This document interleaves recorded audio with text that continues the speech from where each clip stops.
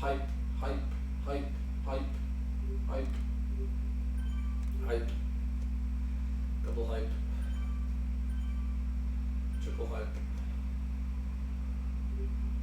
Good morning. Morning, good morning, good morning.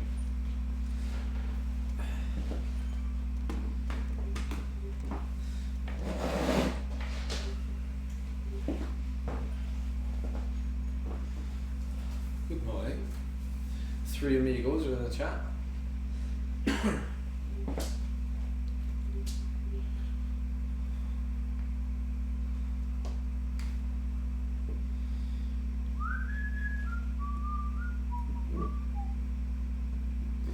Yeah, we've got the NTT Pro Cycling Hilly race on after this one.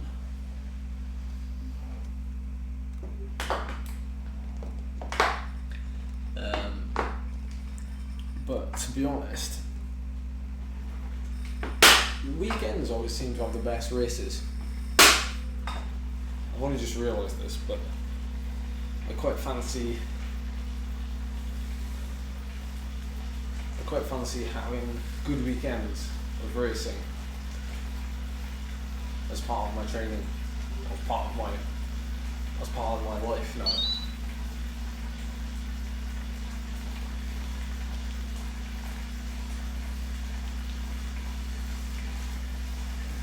Good morning, everyone who's joining. Good morning. Charlie's still there. Yeah, Bandito's racing.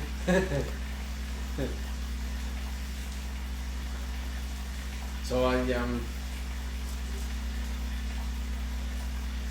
last week was a good weekend of racing, and this weekend I want to do a couple of races as well.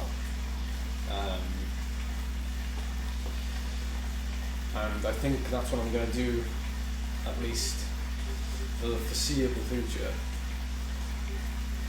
is have like race weekends.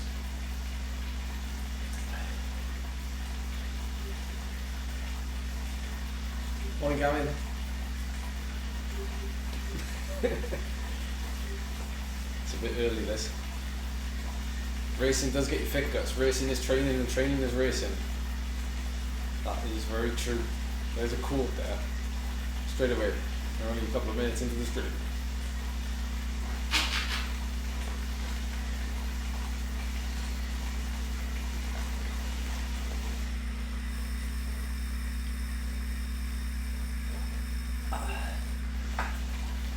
I've just had 4 Weetabix, Josh.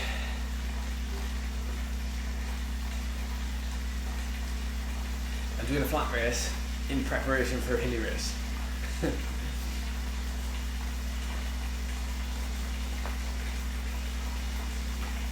Morning, Chris.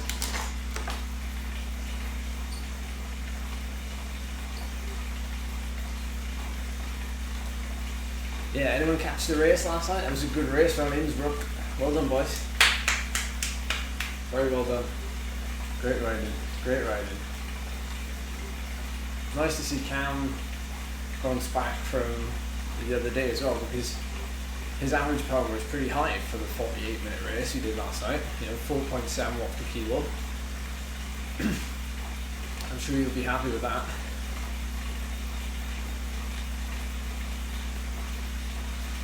What's on my Wahoo screen while I'm training?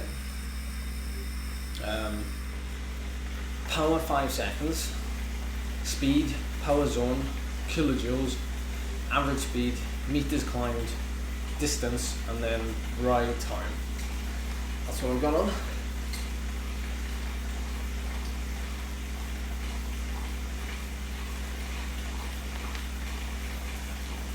I foam rolled my back about 10 minutes of walking along the stream, and not my whole back, not my whole spine, just upper back and shoulders.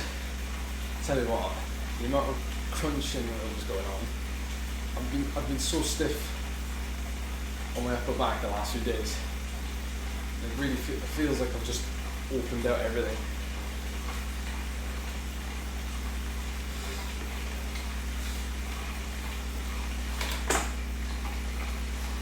Current power is a bit too jumpy again, so I just go with the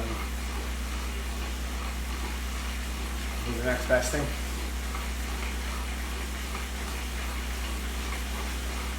I woke up about 6:30 this morning, so we've been up an hour and a half.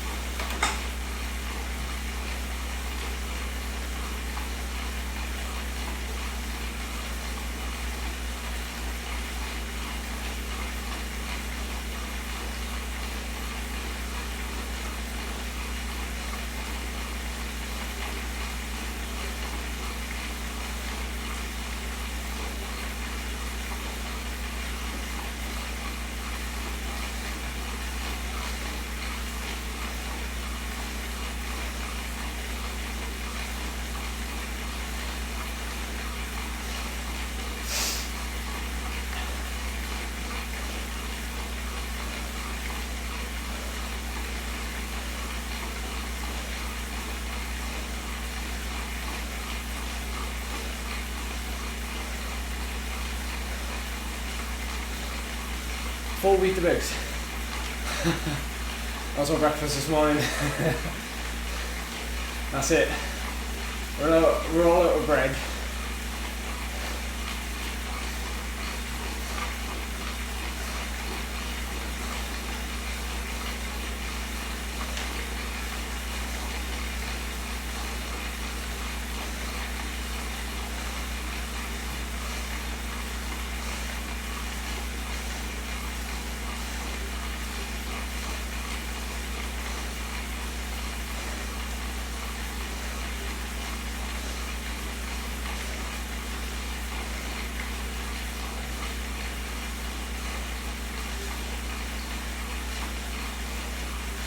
I like this jersey. It's like a nice mesh material.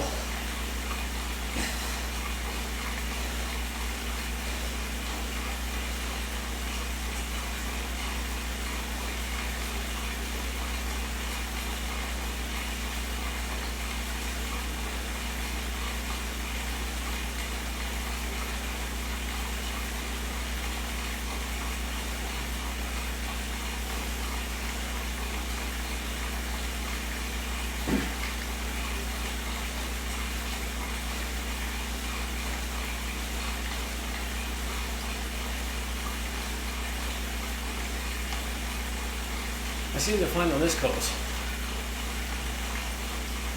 it's actually quite hard to sit because there are these little like minus gradients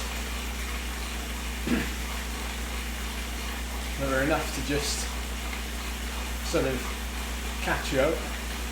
The bunch just sort of pulls away a little bit. Morning, Kev. How you doing?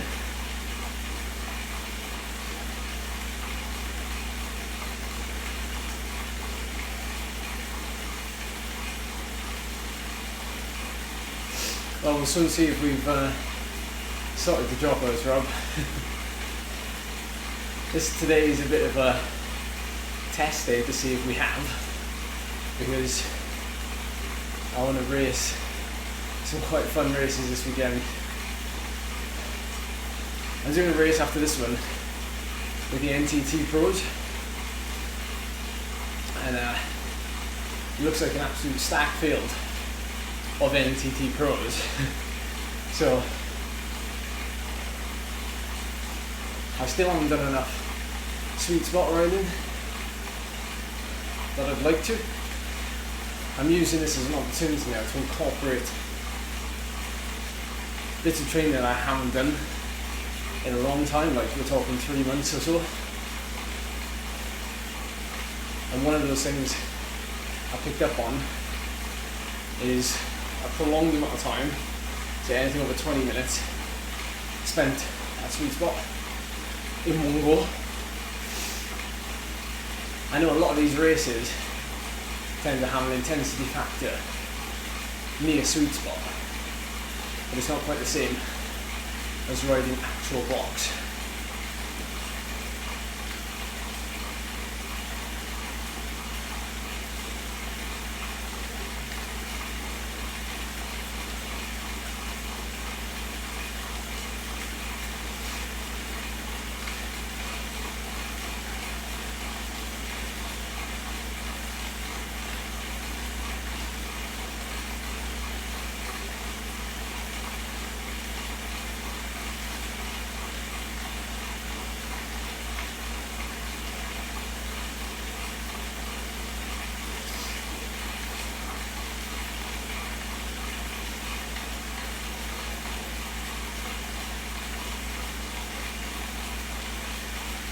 How's that? A little bit better?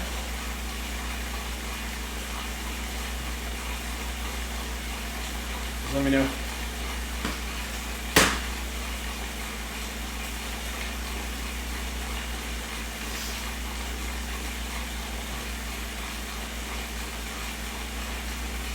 I didn't think they were racing today. Is Quentin and Phil riding? Was it riding?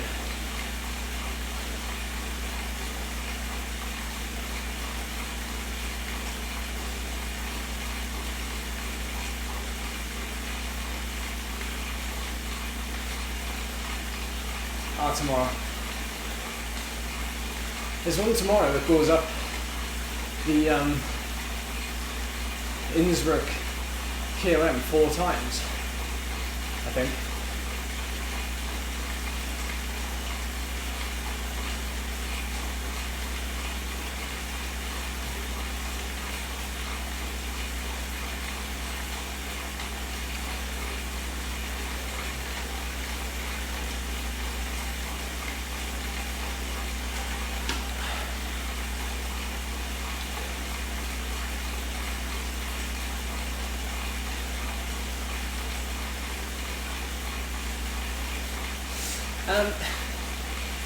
That's a good question, Rob. I choose my races based on what's per kilo. I do a little bit.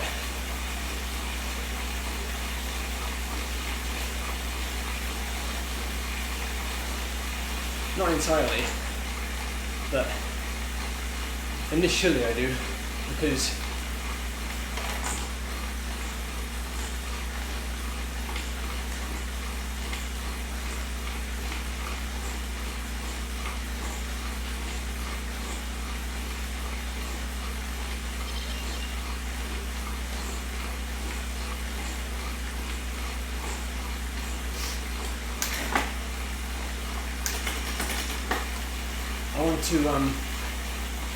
I want to have certain workouts really for certain days, so I wouldn't necessarily go full ham in every race, because that would in effect work a lot of zones apart from zone 1.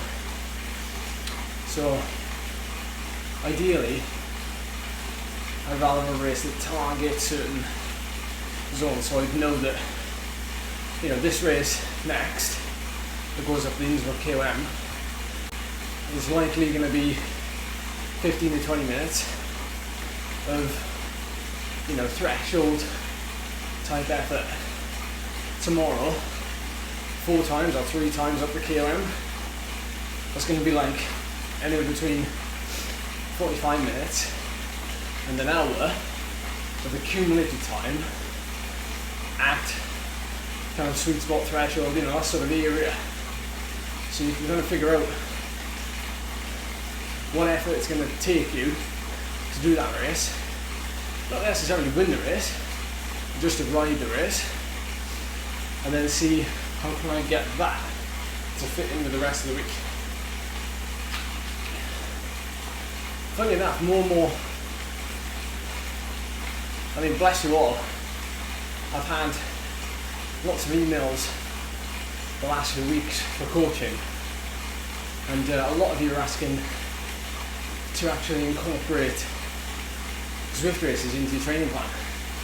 Some of you even left other coaching companies because they haven't been including Zwift racing in the plan, and I feel like we're almost missing a little bit of a trick.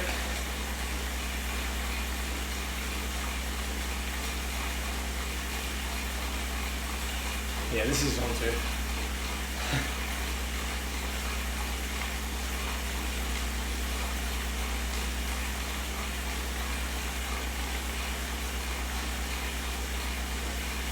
Yeah, very true, guys.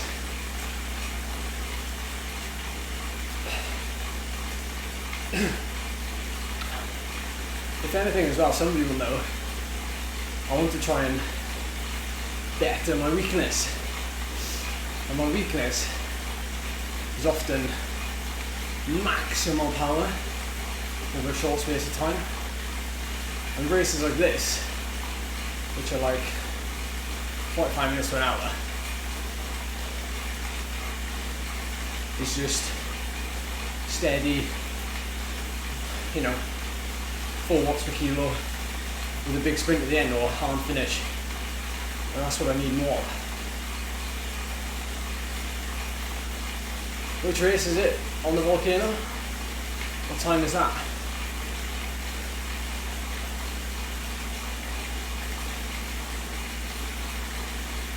Yeah, that's right, Zach. I think what I found recently with guys who I've been coaching for a year, they've now decided to stay indoors a lot more.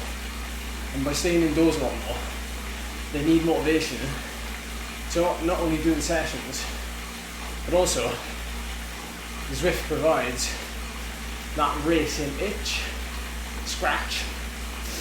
So for them, they're like, can I do this on Friday? And this is like Monday. And I'm like, yeah, okay. If you want to do that on Friday, let's work it so that you're able to do that race. Regardless if you win, lose, or get a dropout, you're still going to have fun doing it. You're still going to push yourself, and it still fits in with your plan. So the balance is key, like.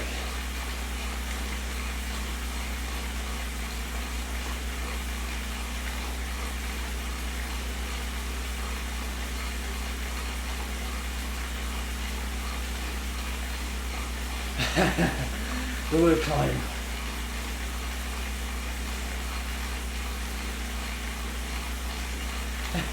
Chewing gum.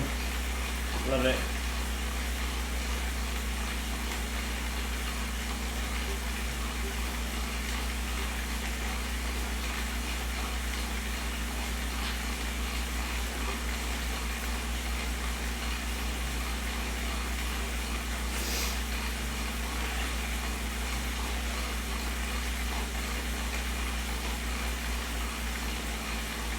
Guys, the National Champs kit is coming. It was posted yesterday.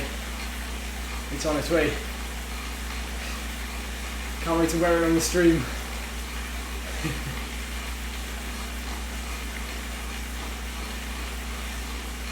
Yeah, you're right, Gus. I think what Phil will have is an artificial ceiling. So his heart rate will peak before his actual power comes up. So I think he'll struggle initially.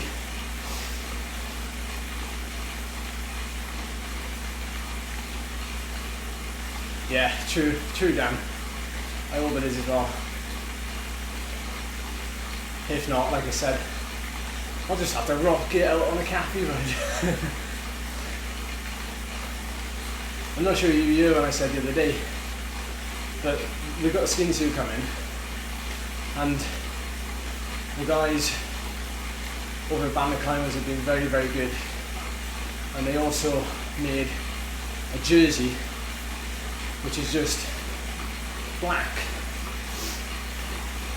with white kind of decals over it, but then we also have the bands on the sleeve, like you know how Sky used to have their bands, like Geraint used to have those small bands. So we have those, so I'll be able to wear that jersey forever, as long as I stay the same size.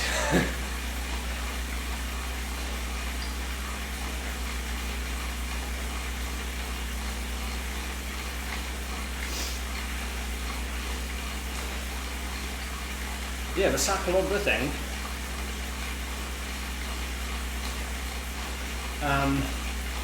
The guys I was supposed to go with, it's actually been, the villa has actually been rebooked already.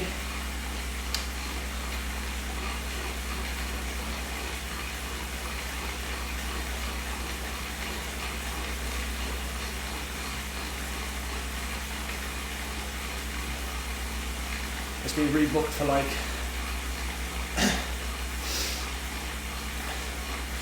something like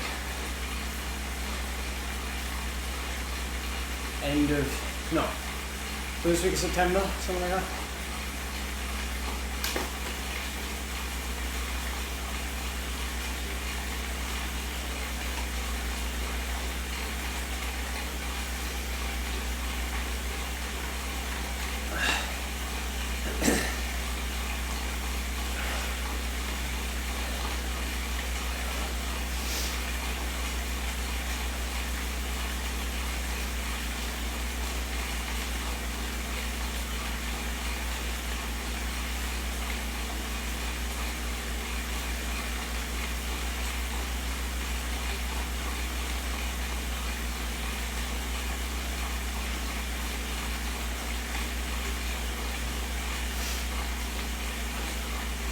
Good morning, Lord.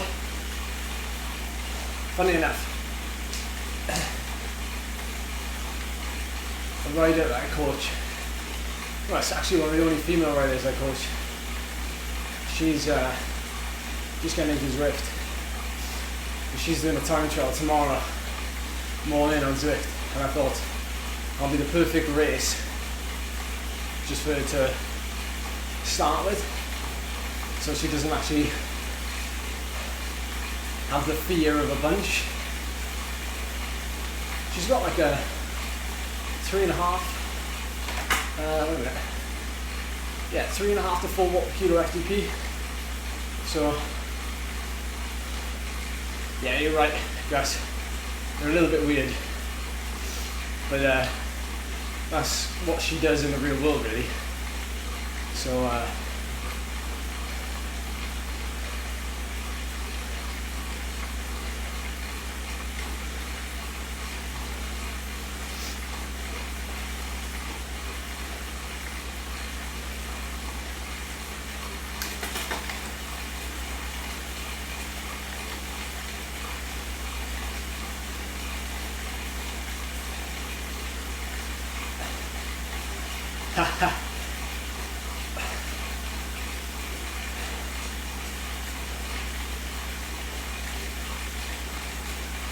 What were those tips like? Was he talking about aero or was he talking about training? I'm just interested to know, because I think guys like Dowsett, you know, they're obviously very clued up on aero, but the training is basically the same for a lot of us.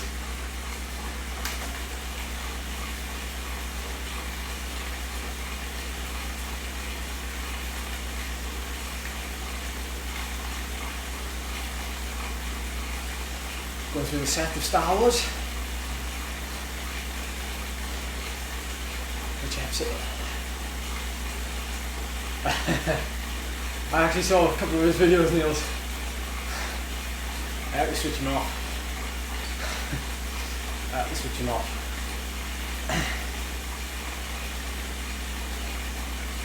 It was like,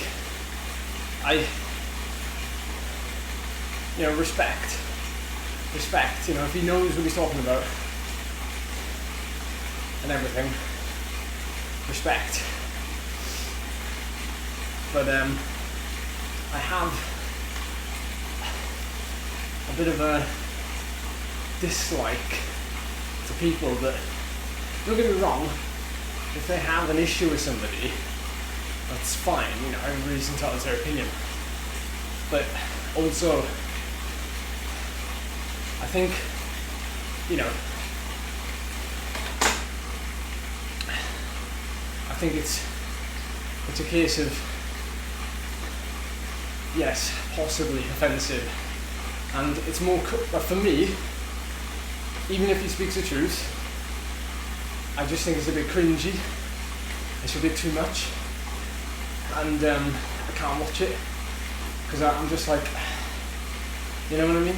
And again, you know, even if he's talking the truth, which fair play to him, you know, I haven't got a stance on that, I have no idea, but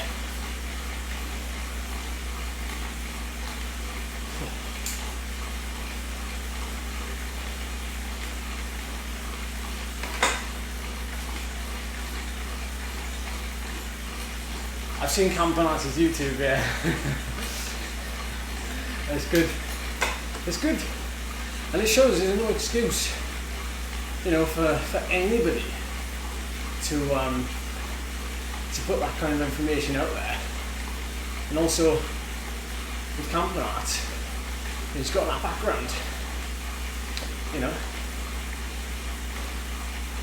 World hour record holder, super guy on a TT bike, seems friendly enough, seems like a good dude, so, you know, plus they're nice and short as well.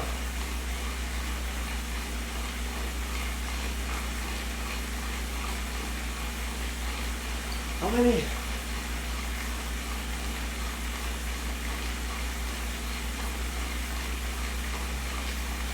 Oh, I've never bought SRAM.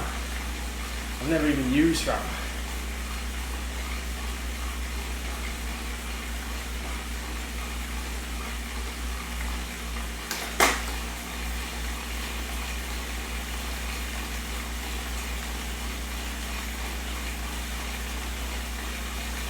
Yeah, that sticks in my mind, yeah. Molima. That was brilliant.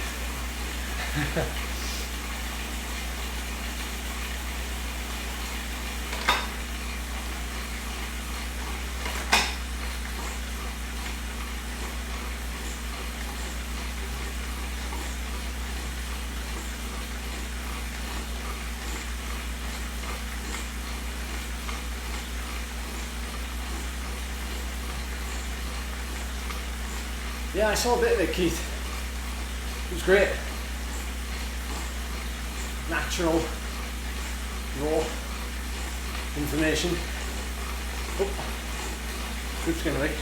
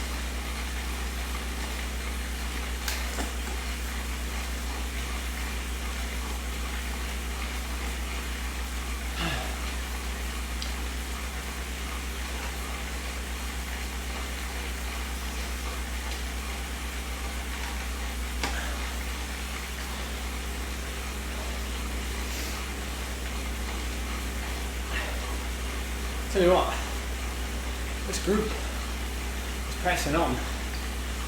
At least it feels like it.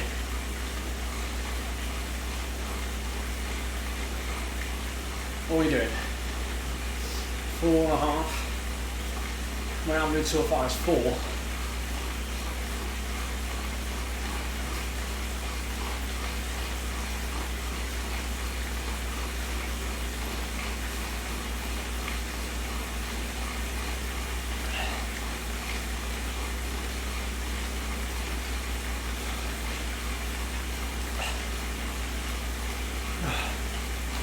Coffee's coming back up.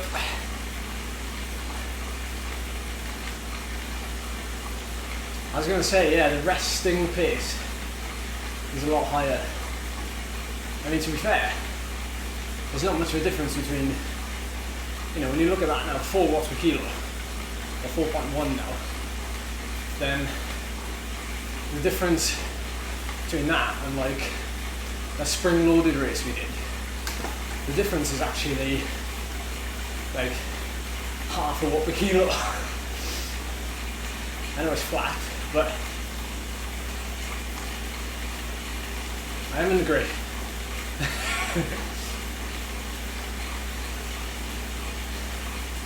No, you're right though, I am having to press on.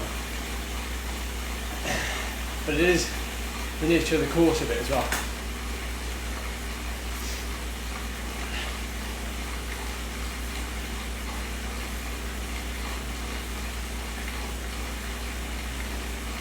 The sea rider's giving it some.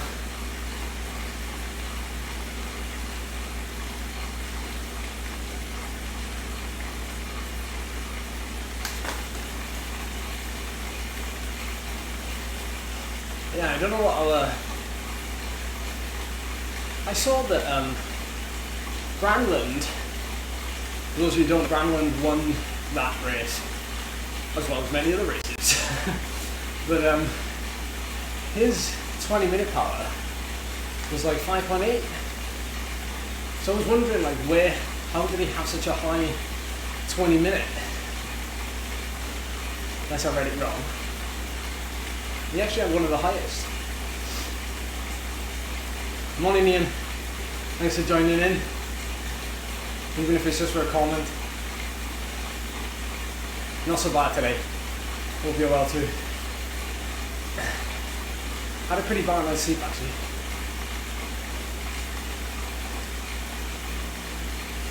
Some riders prefer that, I guess. Hey Caleb.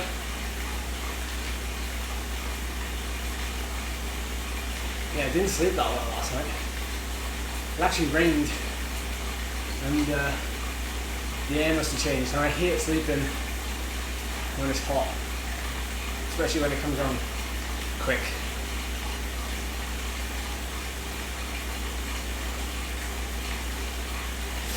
My favourite group set? It depends which bike you're riding, doesn't it? Because if you have an Italian bike, and I'm riding a Colnago now.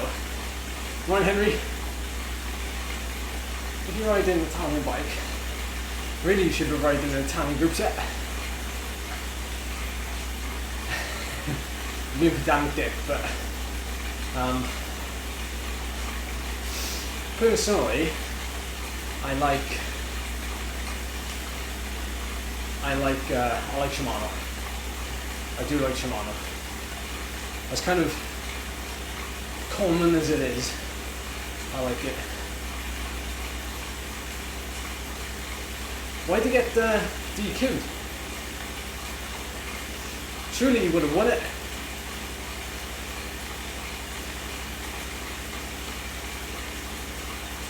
Well, you did win it, and then you got DQ'd.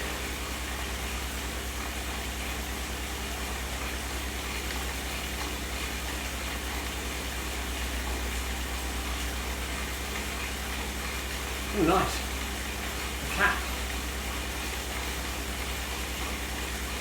Yeah, R8000, that's me.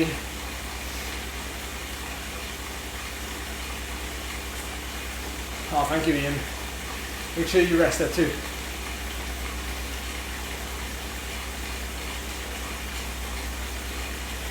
Yeah, we're going for the win, Daniel. We're going for the big W in the sprint. Big sprint finish. 13 watts per kilo for 15 seconds. We're going for it. In a channel or in a pitch and cam. What I realised, I don't have enough faith in my sprint. You guys might be able to back me up here. Or you might tell me I'm completely wrong. But I feel like my sprint is fine. And do you remember, not last week, the week before, when we beat Jack Haig? We beat Jack Haig. Joking. That was after like a 2.5 hour race, and we nailed the sprint. And we were getting like good PBs, and like we were able to sprint at like 12 watts per kilo, and that was after 2 hours at quite a hard pace, you know, big climbs, everything. And then the other day I was like looking at the results from the spring loaded race, and actually my best ever 15 seconds, which is 12 and a half, I think, is not actually that far off from the top 10 from that sort of race. And I know it all depends on how soon you start your sprint and things like that. But in theory, it's like I could be good enough to still sprint to them, like not actually get dropped. So I'm going to commit more to sprints, okay? You hear it here first. I'm going to commit more to sprints. Because I don't think it matters. Even when I'm fatigued, I can still sprint. Even when I'm fresh, I can still sprint. So we'll see what happens.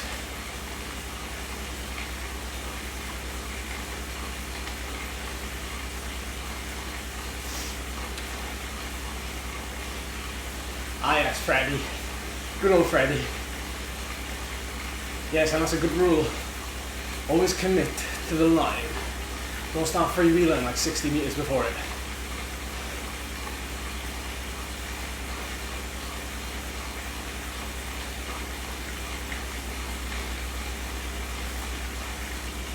Oh, I love that question, Ronan.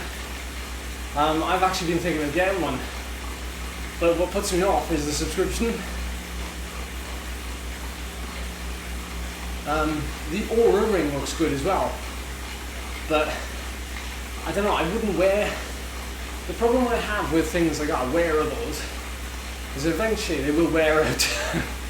And like with the Whoop, if you're wearing it training, sleeping, day in, day out, day out, day out, like surely it's not gonna, like people like us are far more active than the average person.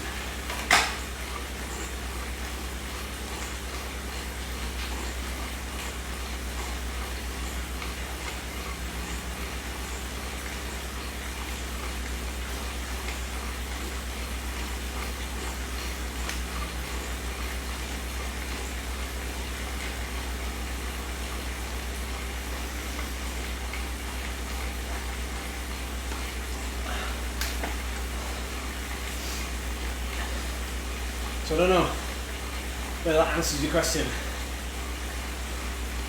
But I've got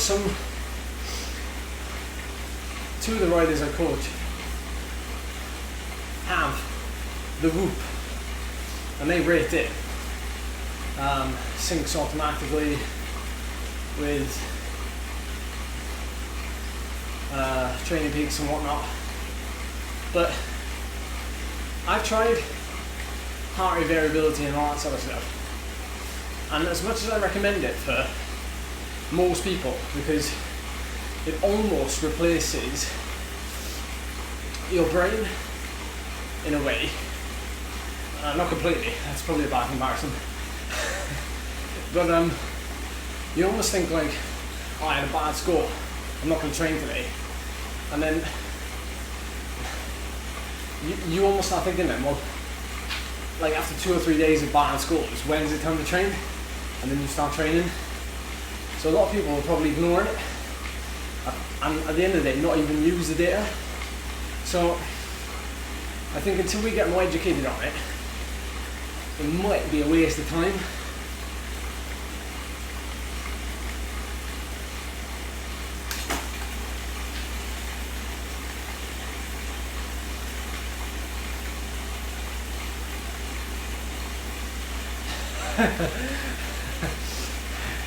That's quote of the day there. The Whoop replaces your brain. Head that back.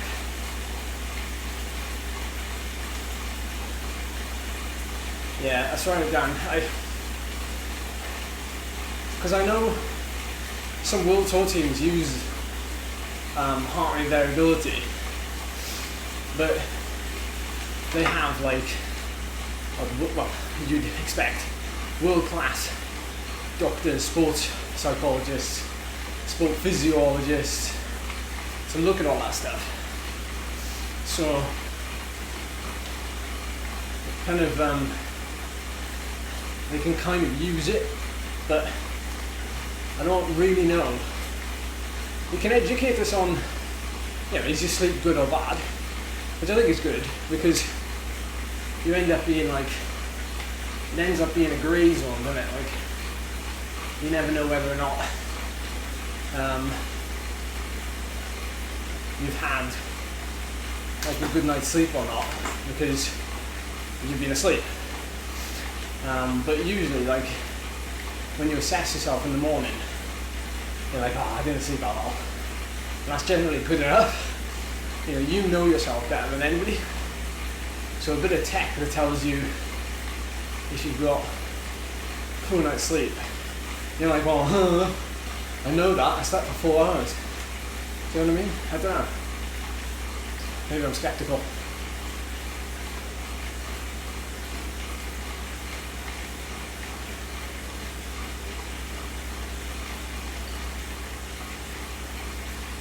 Pace is easing up, or the effort.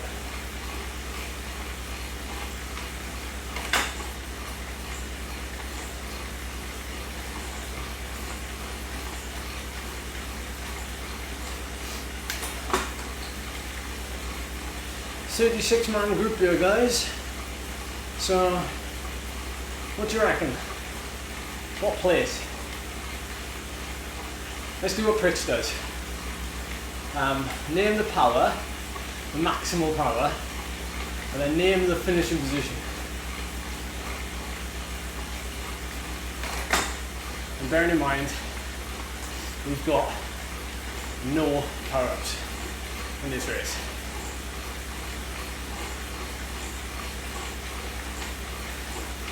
Fair play. Somebody was saying top 10, 12th, that's a respectable place. That's respectable. I like it. 823 watts, 956. Let's do it.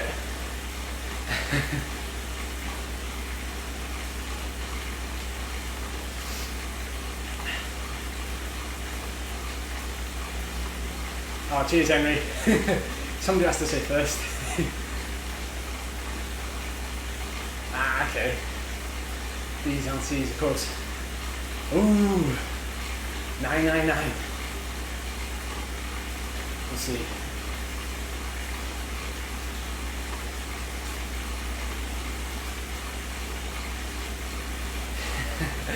Cheers, Kate. You've got to keep it real for some of us. I respect you. Good morning.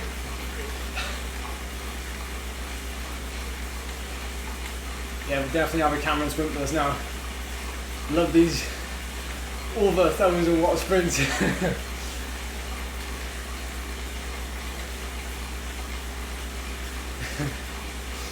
Why sprint, Mick? It's a good question. Usually I wouldn't, but I've got to commit to this more often.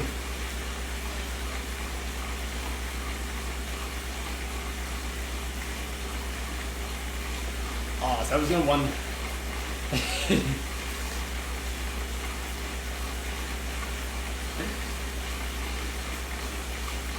I'm guessing the race after this won't end in the sprint, so I'm kind of taking what I can from it.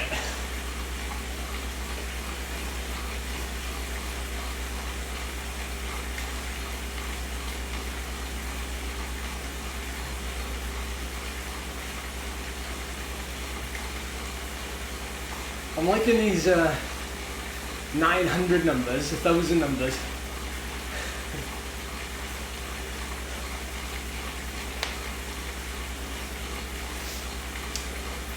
Yeah, true guys, true.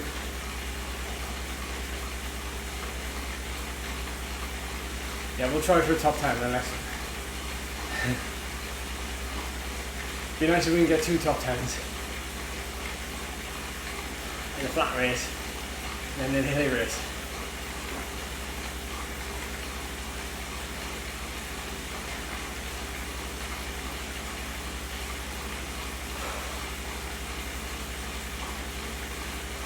It's good. I like it. I like you saying. I like what you're saying. Like 900,000. It's good because it gives me like this. Come on, let's see if we can nudge it. Relay it. A wattage bazooka. Okay.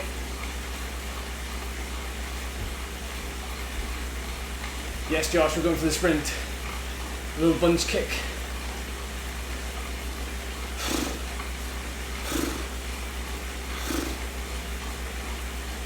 Oh, Tom's laying the big one. The top three.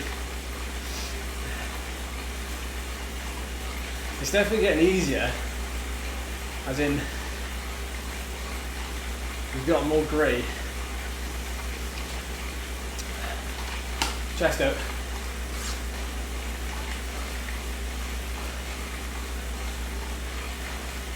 A little bit younger than Chris, so don't quite have the full growth yet.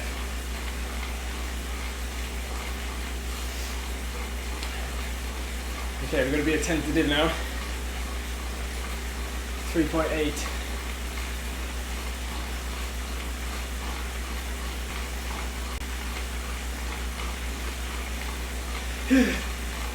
Yeah, that was a great moment when you went off camera.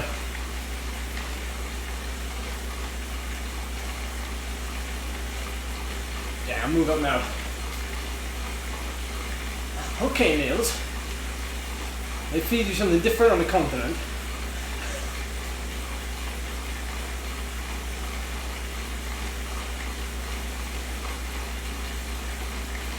$3K, starting to find position. Through this place, we've got little boys. Oof. Reminds me of the days of racing. 25th.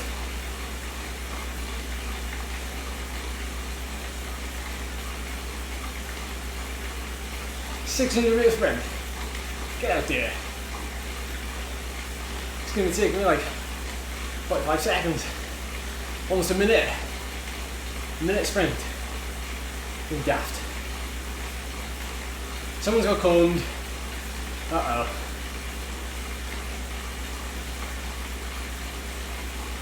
Yeah, because it's a fair bit of downhill, isn't it? Well, it's a little bit of downhill.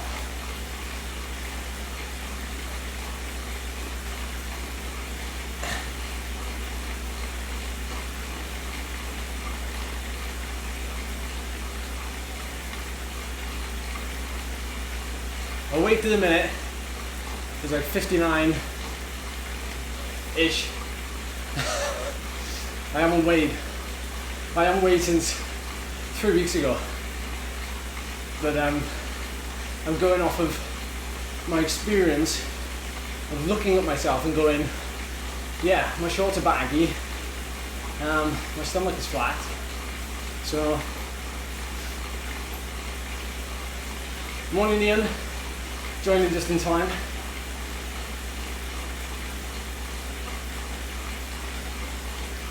So what's it going to be, like a double sprint?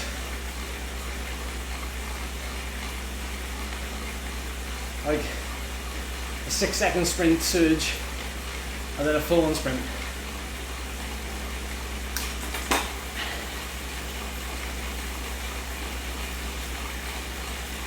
That's just where I've naturally fallen, to be honest, David.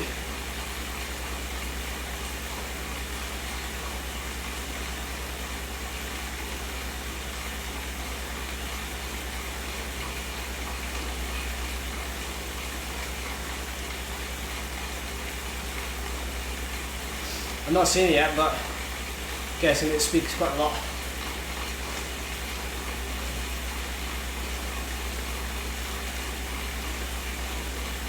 Here we go.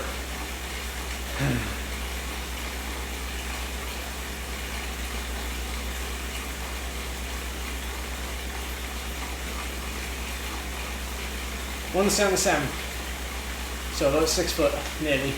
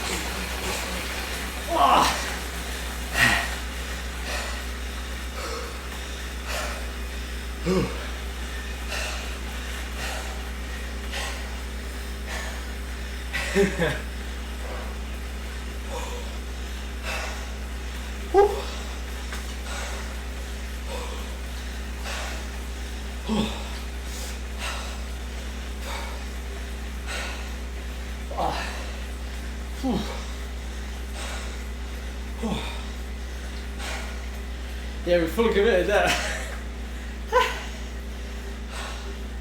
Fourth. Oh.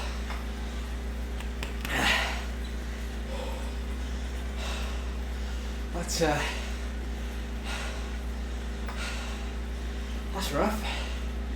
Oh, doing that effort after just 50 minutes. Oh. Whoa. Okay. Let's stay here. Let's have a look at the graph. Oh, waiting. Look at that, it's blocked red. Oh, come on. There we go. Oh.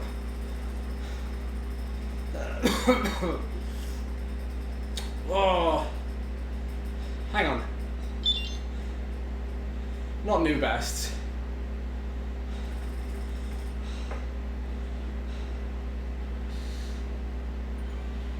Yeah, you're right, JW, you are right. But I struggle with, I've got to work on that, definitely. I'm sure that's new PB. Graph is definitely broken now.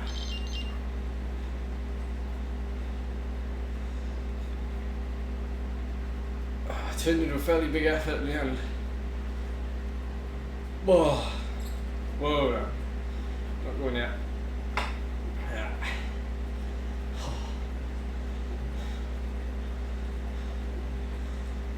8:16, 5 seconds, yeah. So it's not, I don't think that's accurate. The pole graph has not been accurate for a while. Oh. Yeah, cheers JW. It's something that I think if you don't do a lot of it and then you start doing a bit of it here and there, you actually pick it up quite quick. Yeah, you're right, Keith, snapping into it. Something I don't quite have. Snap. Yet. We're working on it. Working on it.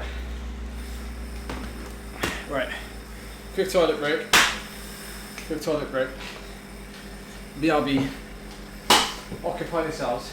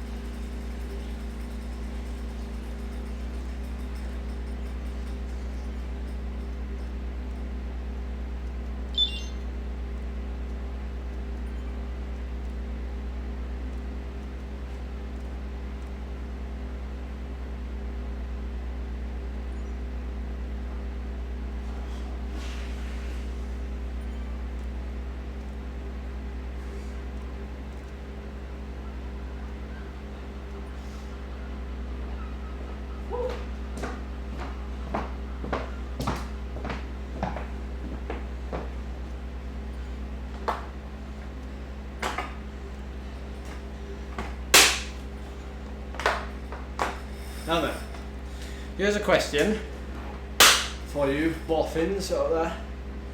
Do I need to change bikes for a Tron bike or not?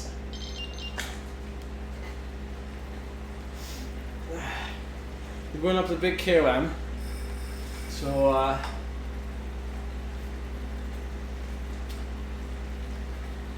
should I change?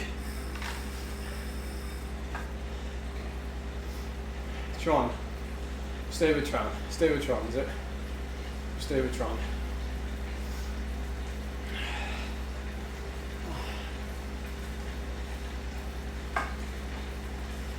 Hey Johnny, don't know what I've let myself into. Yeah, very true, mate. We don't want to get dropped on the downhill, but also we don't want to get dropped on the uphill. Let's not kid ourselves.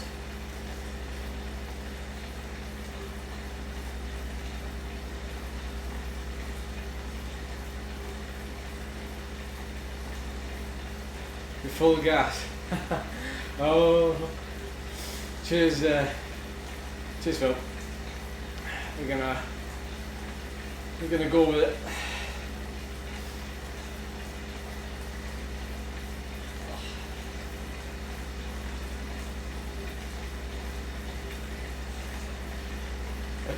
Thanks, Vic.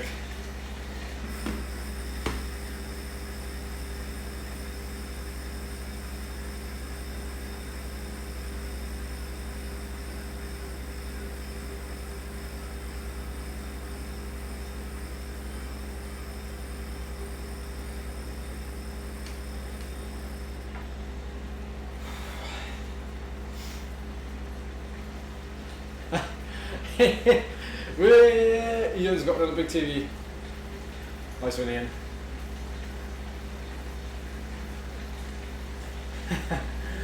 Yeah. Manlito. Hopefully, if it comes to a sprint, that might beat Manlito this time. If it comes to a sprint, that is.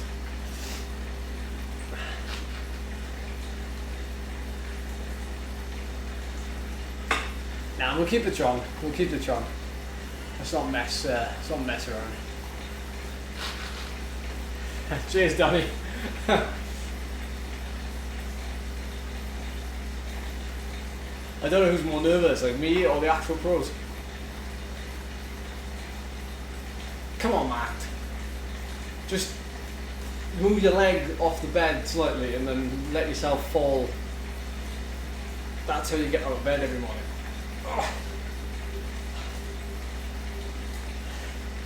Unless you trained yesterday in February.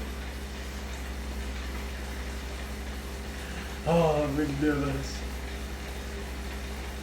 Oh, we've even got the NTT physio in yet.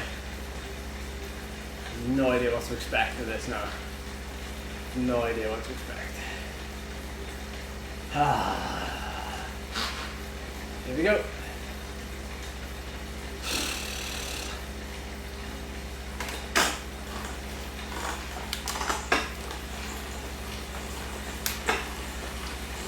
People are already calling it.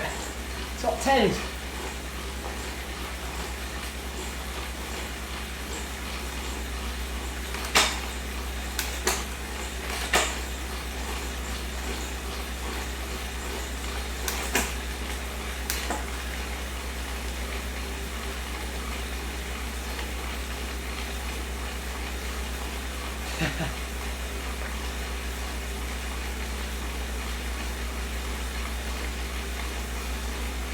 Oh, we've got power ups.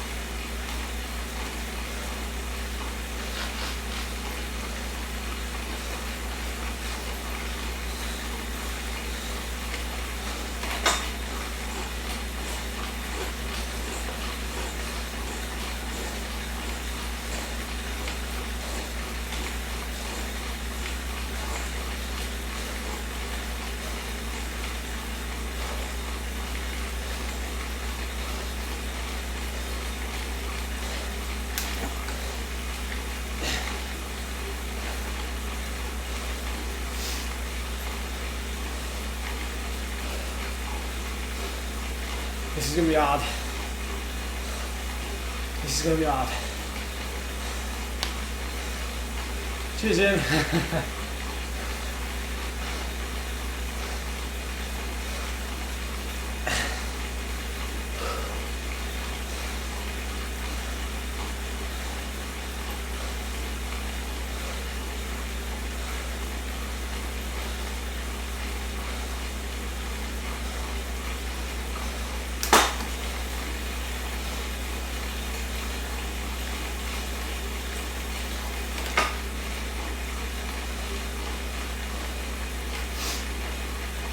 No, they don't mess around with this running.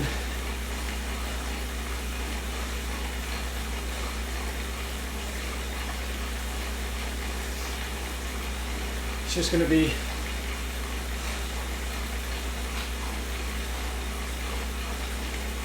half of the first half an hour.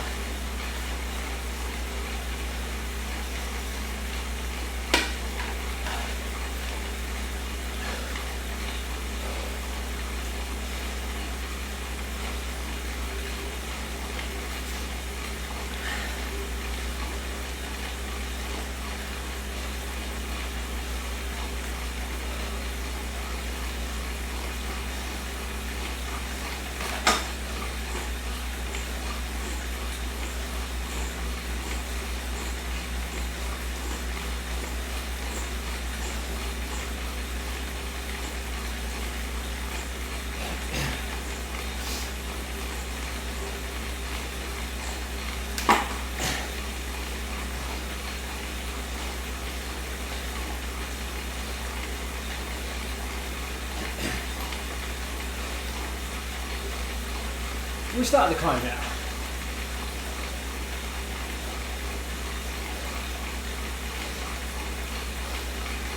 Oh, there it is.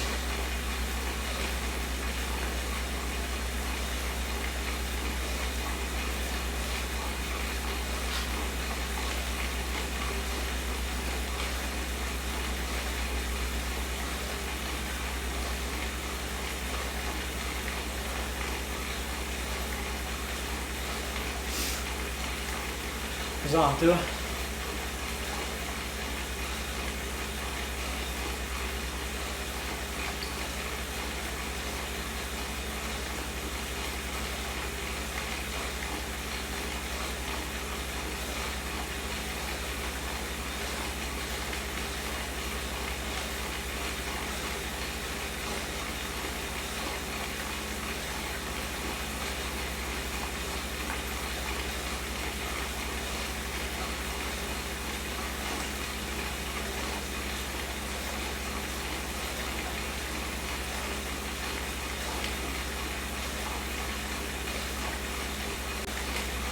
Oh, look who's here.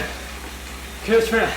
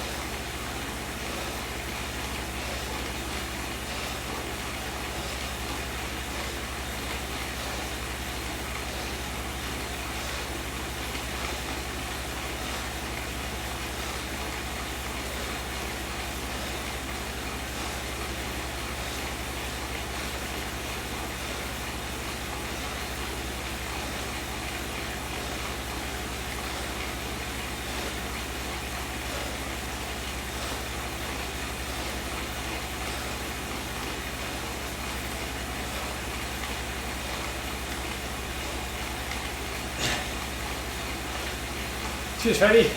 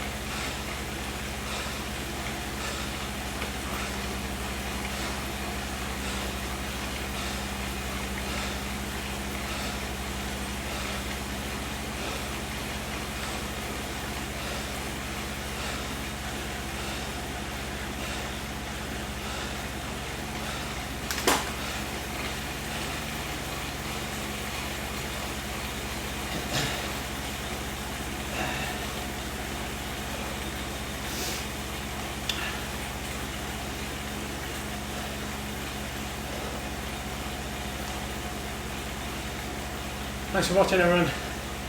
Make sure to hit that thumbs up and subscribe button. I'm not here for nothing.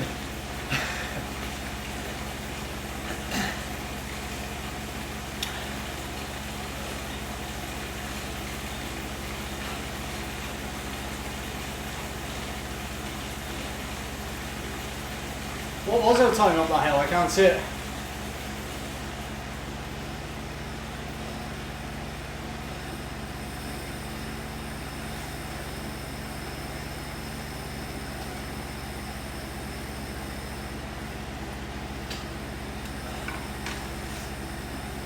Wow, 15. I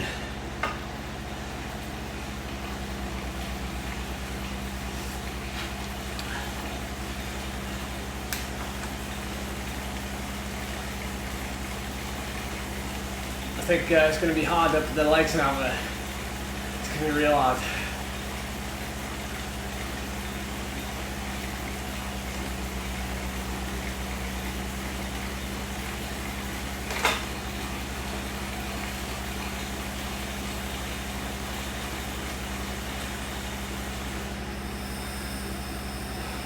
They're going to struggle to get across, there's just two of them, aren't they?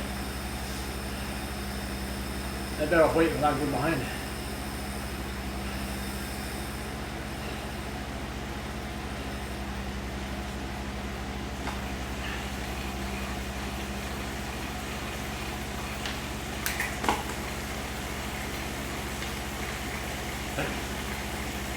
Yeah, it's as easy as that. Beat guys who've been top 10 in Grand Tours.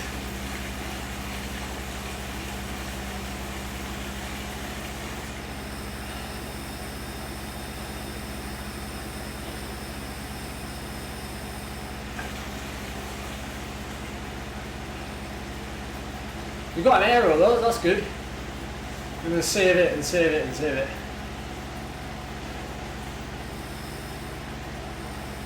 A second all-time fastest up that climb. So we're going to follow on the leg snapper, and we're going to follow on the leg snapper because that's just going to be brutal. You guys know that like a minute effort is hard, and then we're going to see what we got in the sprint, because I think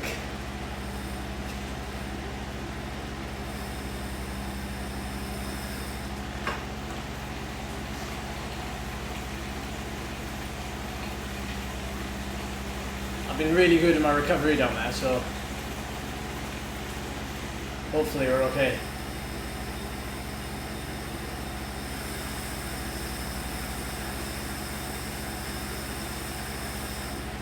Who else has been? Bandito's been playing it cool. Bandito's been playing it real cool.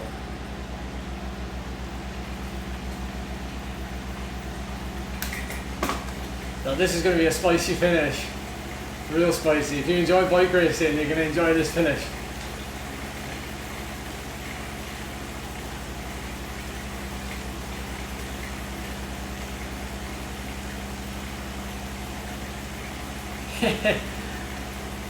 Mike is just pulling for the sake of pulling. He's just doing like 6 watts per kilo.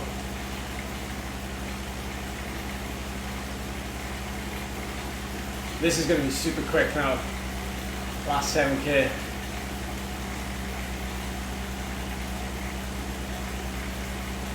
I'm sitting on like a lunatic. And 2 watts per kilo.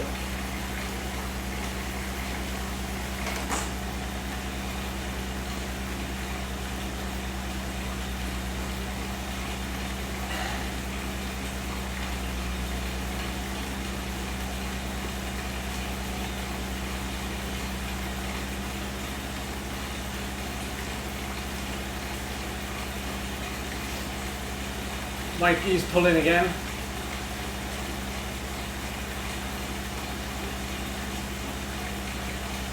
A lot of dips. Roberto cake today. Climbing with some real pros.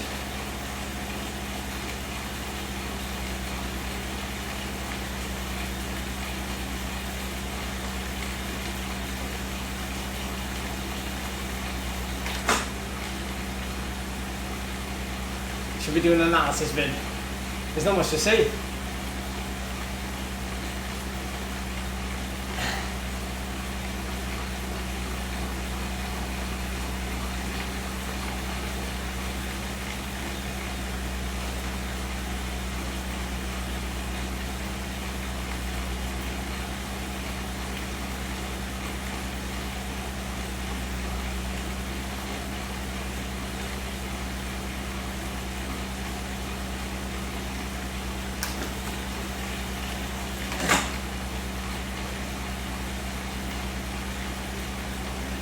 We'll have to have a think now. We'll see how the legs harbour goes.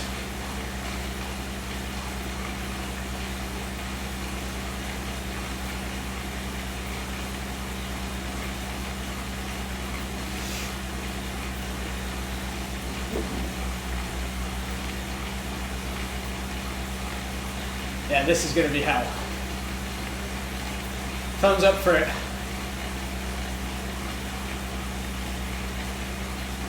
Last drink.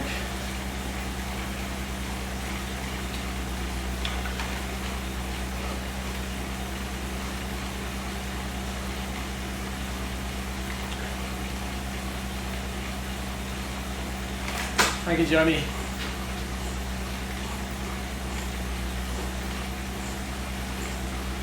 We'll see what we can do.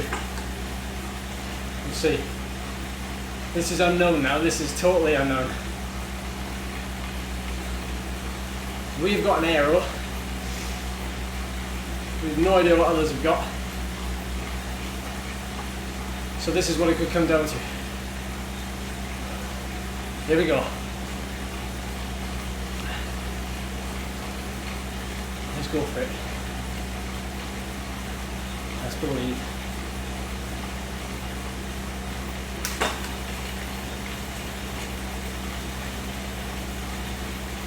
All in. Wahoo, all in.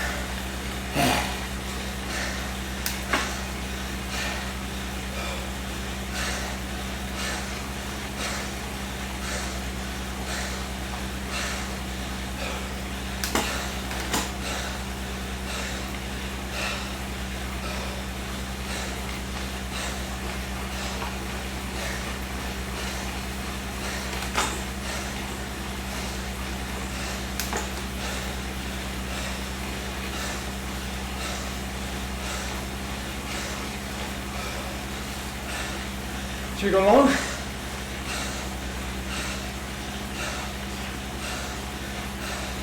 Right, I was going.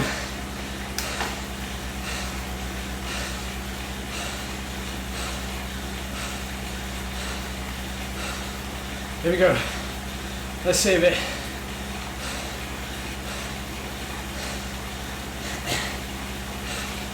Go long or sprint.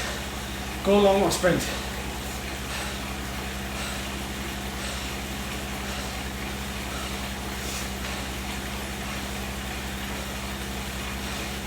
I really want to sprint. I really want to sprint. I feel strong. I feel strong.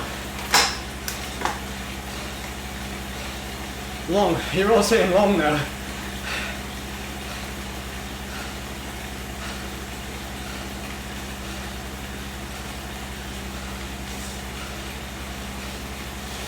a long sprint.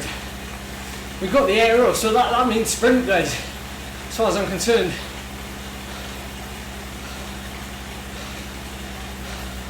Come on, let's go for the sprint. If Monkeys gets back on, that's alright.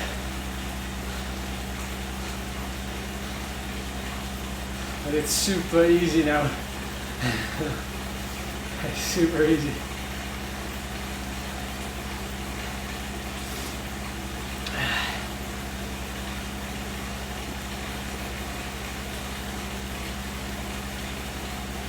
One and a half K.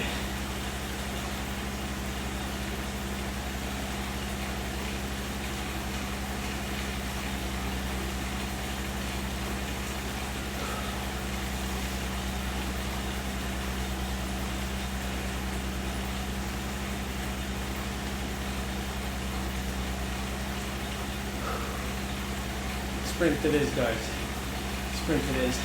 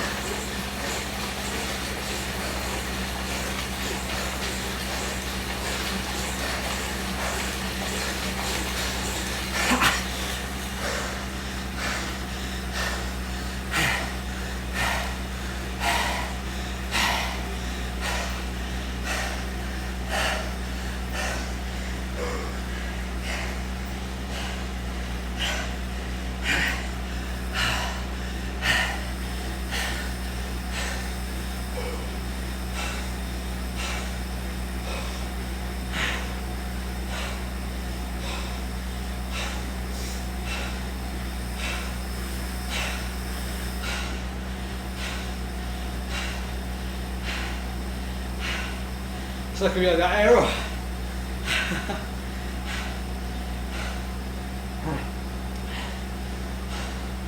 To be fair, when Abrahamson went, Abrahamson basically did what we were debating to do, whether or not go early or leave it to the sprint, and he went and got the gap. So we live and learn. And we beat Bandito and Kickr, which is good. I'll take that.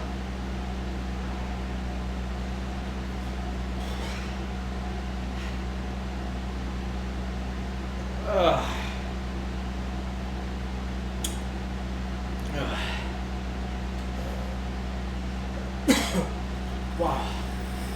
Oh, I feel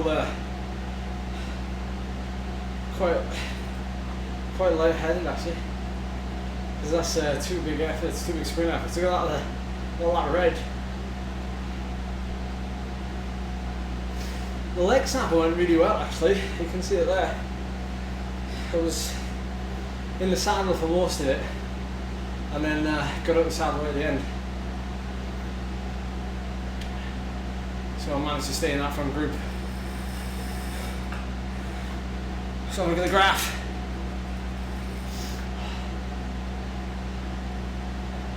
UCI lap, 2:55. Nice.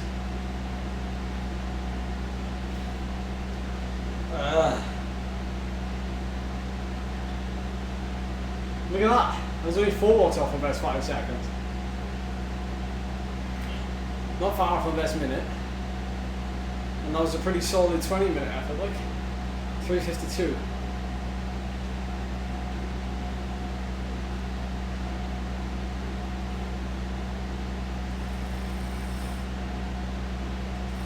Yeah, I'm gonna take a while to fall.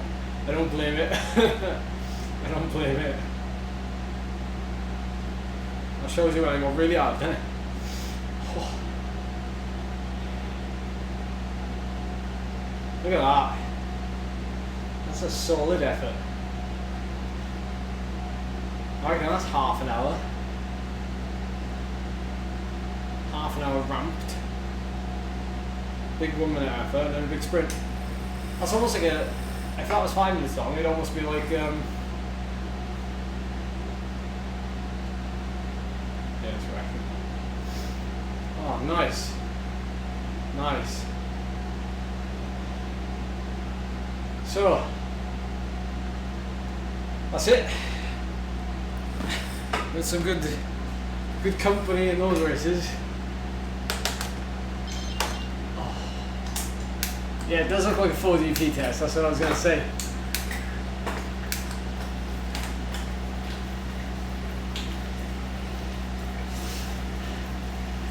Ah.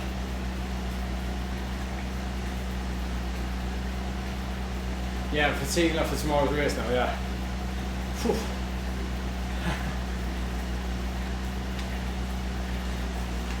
We're going to race tomorrow.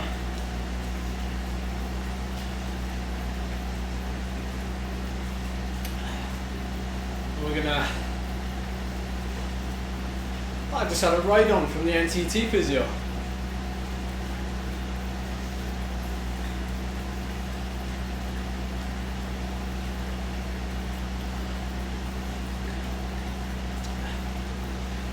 Cheers, Schmo. Thanks for watching.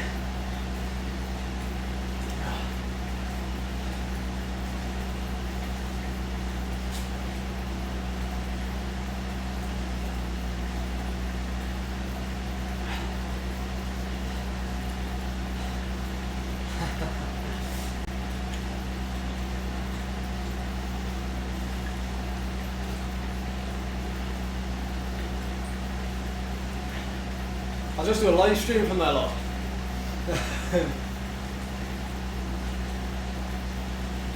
We usually do around 4 races a week usually. Well, 4 or 5. Some of them end up being back to back, like 2 back to back, like today. I like to do ones on the weekend. Those are generally the longer ones, and they're on like bigger courses with bigger hills as well. So yeah, 4 or 5 maybe.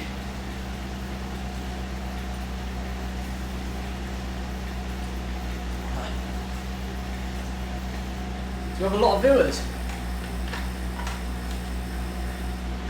Do we? I have no idea how we're doing when I'm riding. Thanks, Gavin. Thanks, Matt.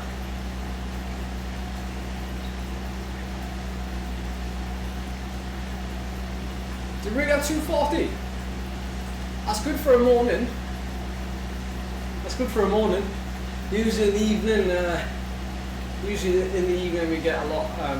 We got a higher peak, which is obvious, I think. I think it's.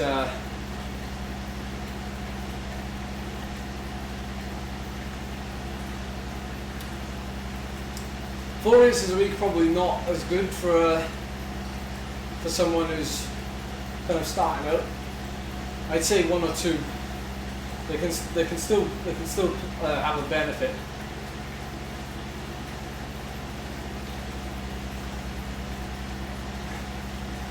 I wonder how many teams we're going to be calling us after this.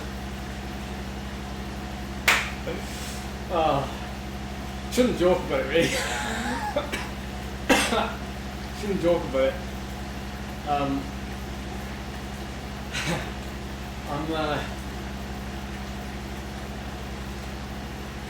we've got Mitchelton, we've got NTT.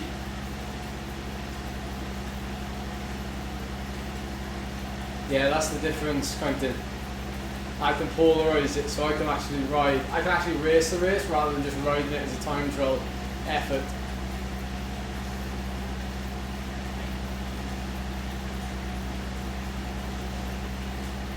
No, I don't think races are better than training, because training is specific and you're always working like your weaknesses.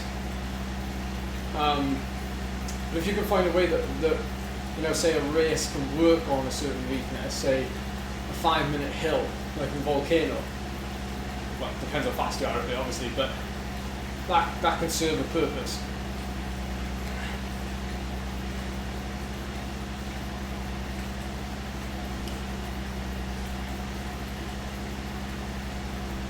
Yeah, that's right, Darren.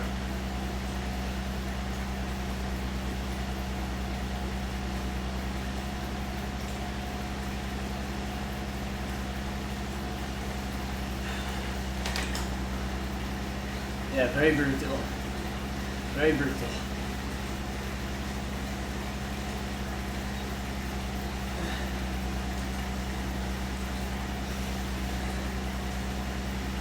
What casting are you doing, Dave? If you don't mind me asking.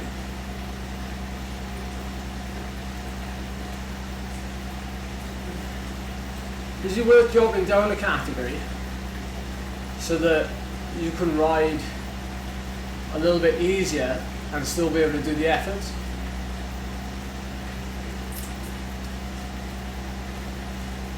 Yeah, they're tough, aren't they, Q? They're tough.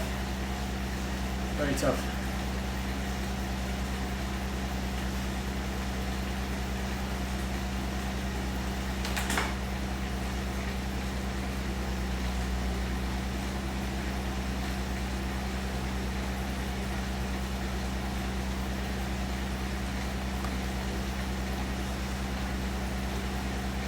Oh.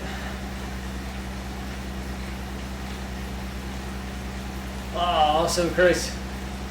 Go and get it. Big support from us.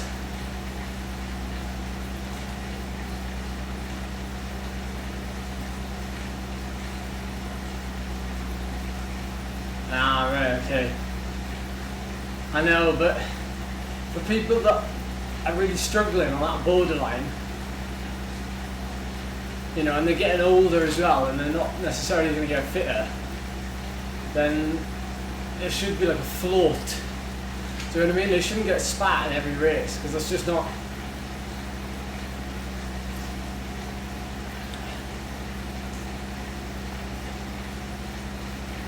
I feel okay. Not too bad. Not too bad.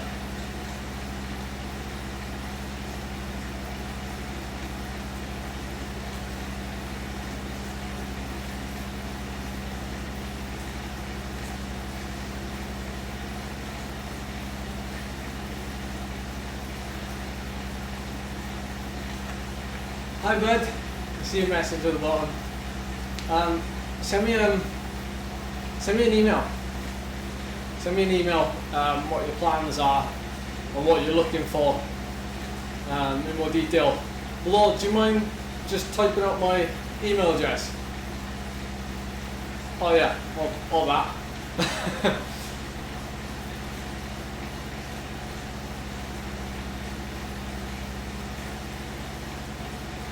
Cheers, Lord. Thanks a million. Morning, Tim. You don't know what you missed. You don't know what you missed.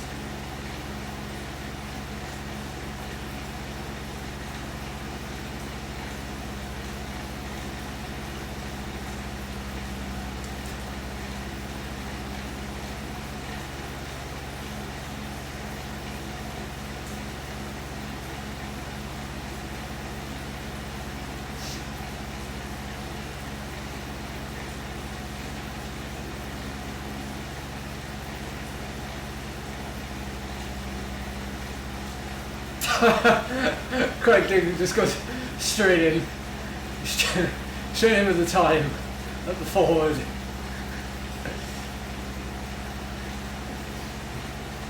Everyone tell the DS what's been happening.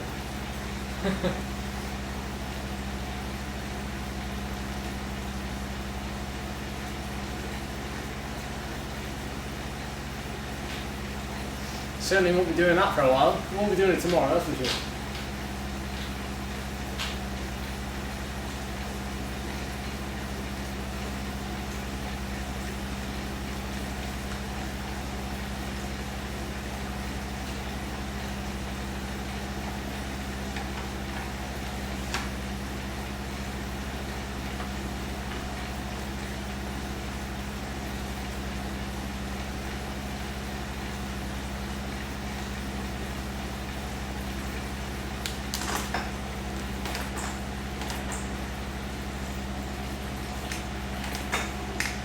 Do you want me to download the footage and then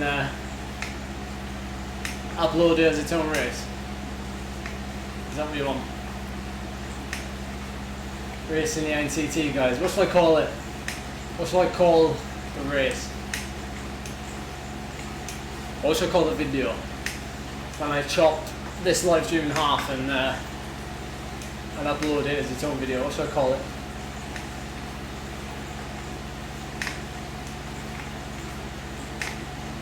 It was a great race, in fact. It was a great finish. It caused...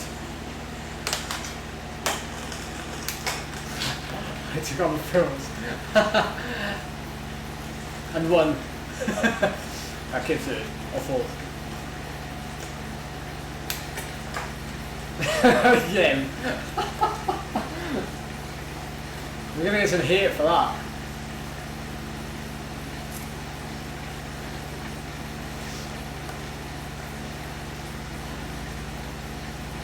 Yeah, it turned into quite a fun race actually. So we went the pros did.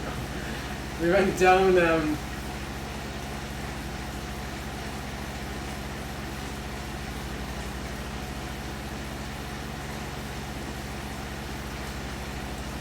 we were getting over the top of that climb in that little group.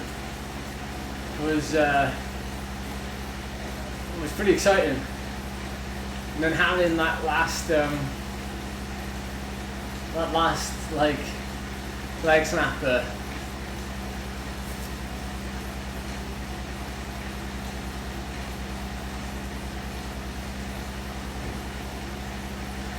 Kick slaps. No, it's pretty fun. That's what it's all about, man. I remember this on Telegram to him. Love it.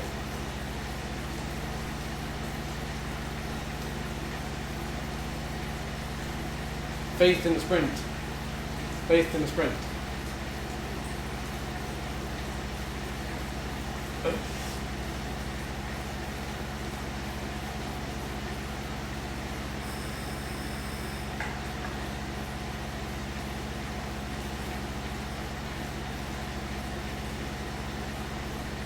So where did we say that that puts us on Zwift power, that climb? I think it'll be up already. We're going to be uploaded.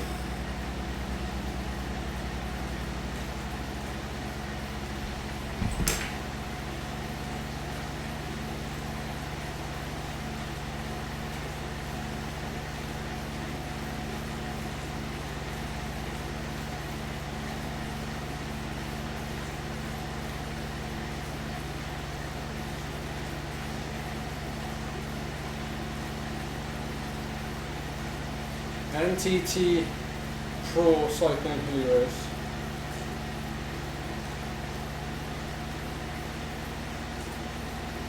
Doesn't have the results yet. Segments.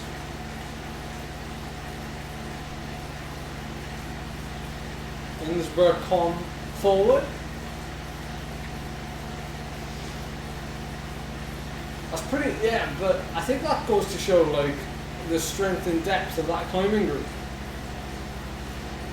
Because I think, you know, usually when you have like the best ever time set on a segment, it's not usually, well, it is in a group, but it's usually like a group of 2 or 3 in it, like 2 really strong guys just punch away at the end. But I think it was so hard all the way up that we just ended up breaking, and there was just like 10 of us or whatever it was going over the top. Like nobody could really attack out of it. You saw what happened, like, wow, it's 30 seconds faster than my PB. So we went over the top, and there was, well, over the top, over the flatter sections on the climb, and riders were popping off, and they were just getting pulled back every time.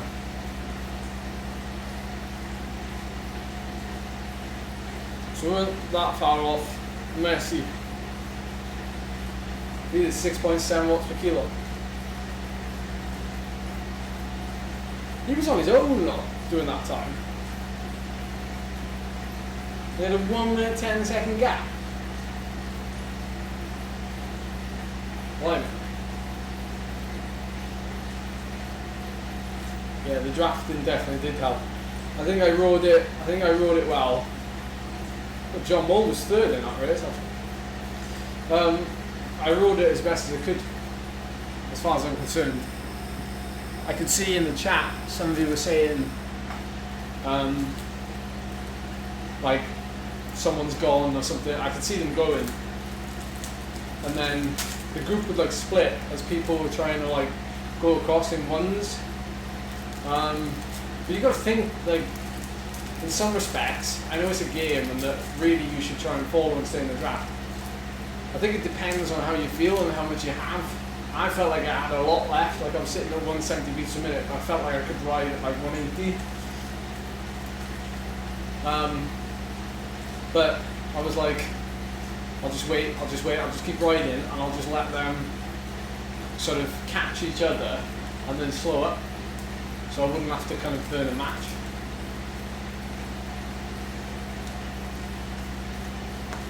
I don't think it's a controversial question. I think I could understand what the kilo have to be.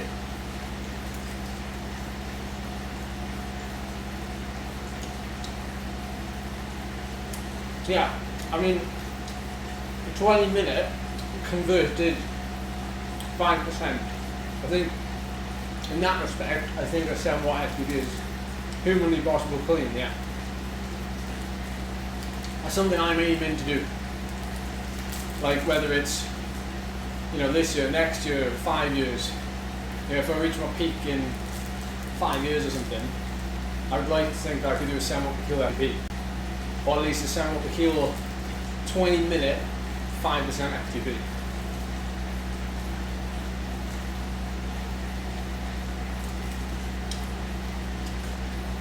Sounds crazy, I'm probably like just throwing a number about, but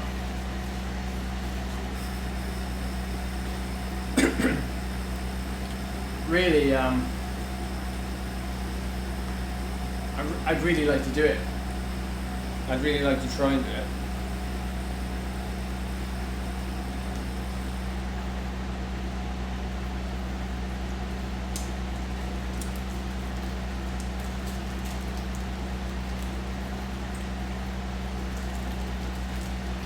Nah, it's not full 40 is 7 watts per kilo, yeah.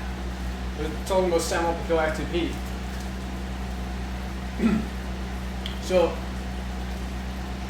do the math. Cheers, Ian. Thank you.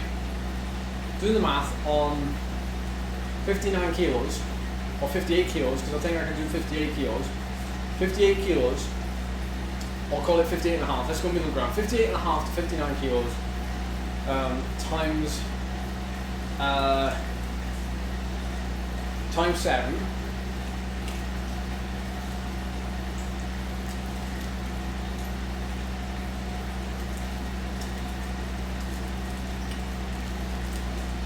But then we want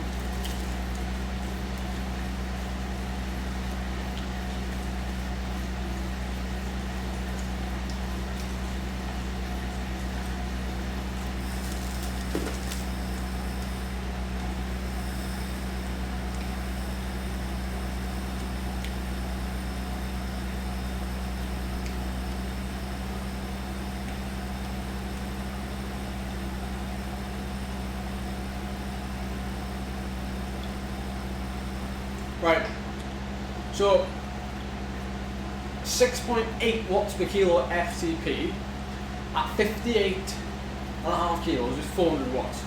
I think I can do 400 watts for 20 minutes. I did 395 last year.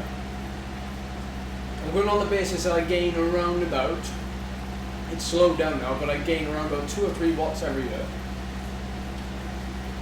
I'm still only 25. I'm aiming to get close to 7 watt per kilo, because I think it's possible.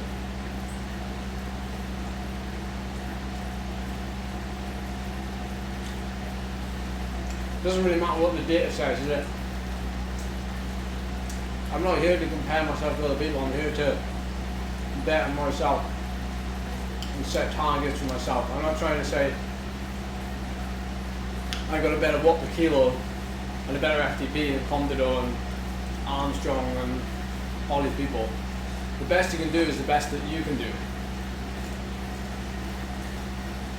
I think the problem with cycling is, in some respects, we spend too much time comparing ourselves to other cyclists. It's quite at least at the competitive level, cycling is very egotistic. It's too caught up in, I gotta be stronger than him, I gotta be lighter than him.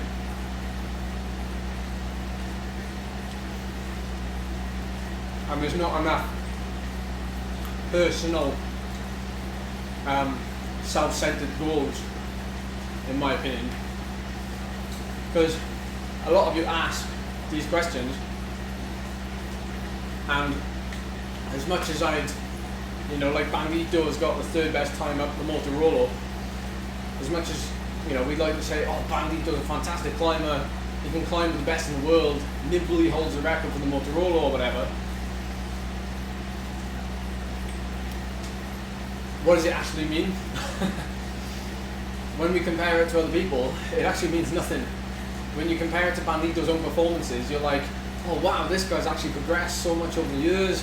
It's incredible how strong he's become, and it's all down to his own ability to chase his own goals, rather than chasing somebody else's goals, or chasing a benchmark that somebody else has set. It's getting a bit deep now, isn't it? I apologise.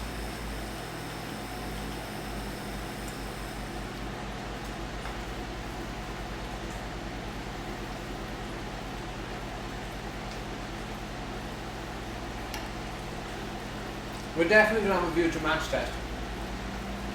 Sometime. I don't know when, but sometime.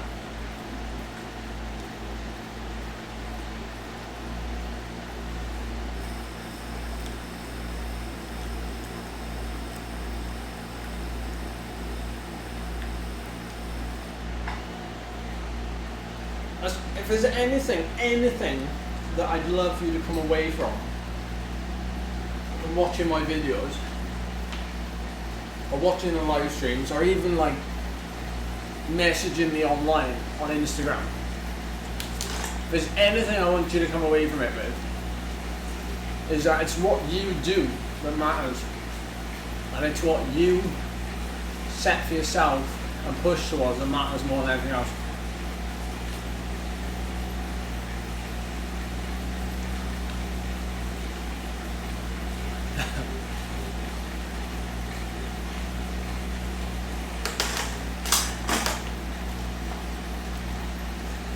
So this event isn't a race.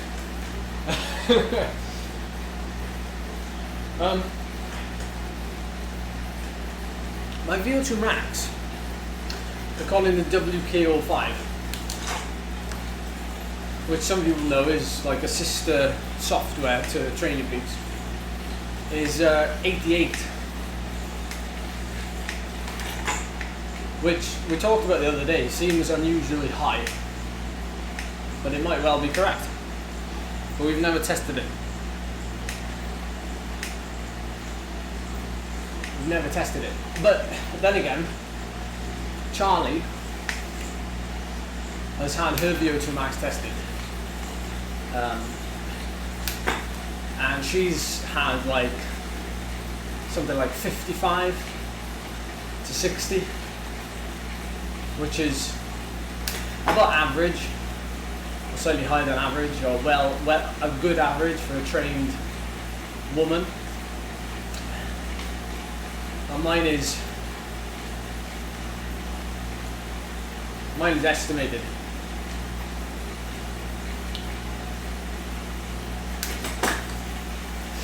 Hey, thanks Ian. Cheers, thank you.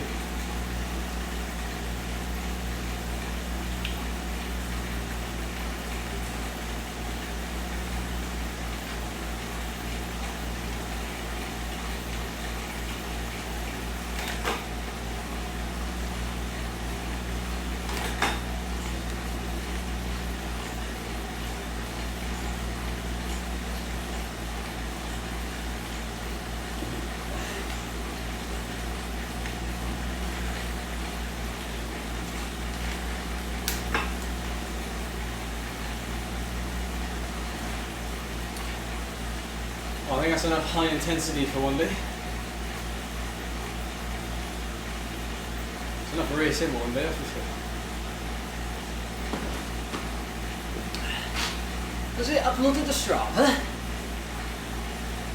Mick, you're on it, bud. You are on it.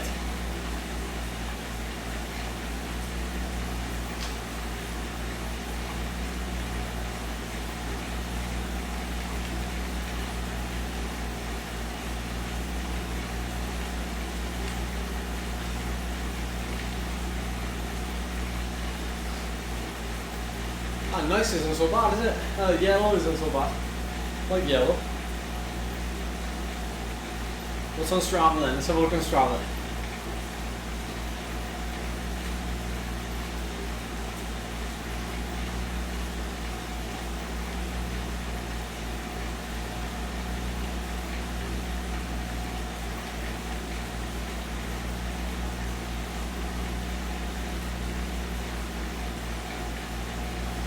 How tall are you, Lee? How tall are you? Depends if you've got it to lose. I mean, I'm guessing you have. If you're going to drop 10 kilos, that's a lot of weight. You might well see a fair loss of muscle, but in theory, it would probably outweigh itself, if you pardon the pun. It'll balance itself out because you'll become a lot more efficient if you have that weight to lose, 10 kilos.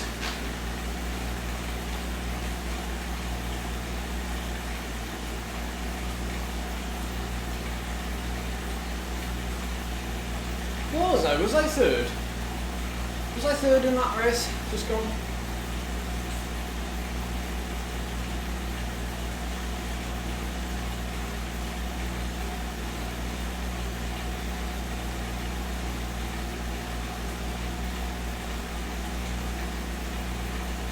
Fourth. Apologies. Is Phil live streaming tomorrow? It'd be good if he is.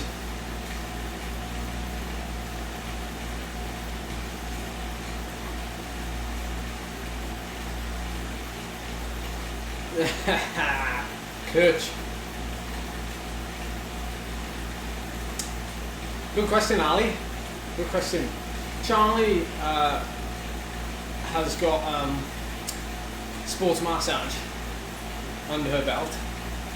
She doesn't do it anymore. Hurts your hands quite a bit.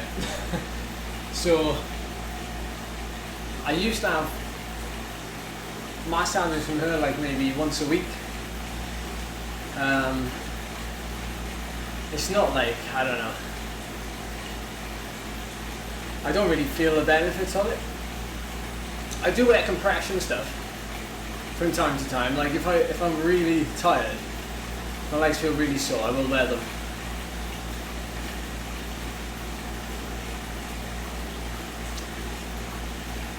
Hey, bike friends, I've never used a meal replacement shake, no. I suppose you could call like an SIS protein shake a meal replacement, but I've never had it in place of a meal. Ah, Chris. Oh, hang on, we're getting dropped.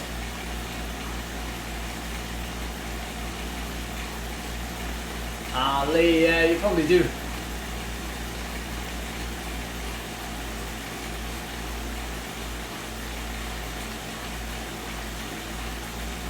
To be fair, I don't think it definitely helped you.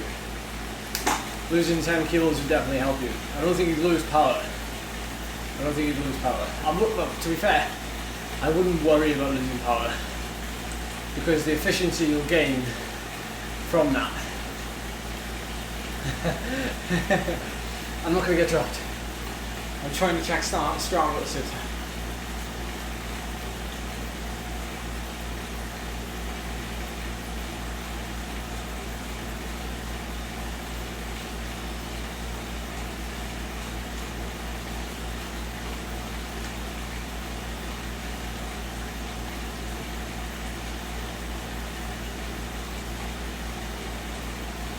So it was a 32.56 for the whole lap.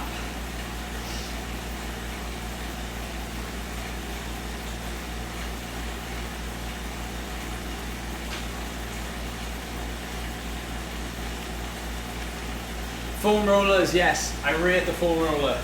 Before I jumped on here, I actually foam rolled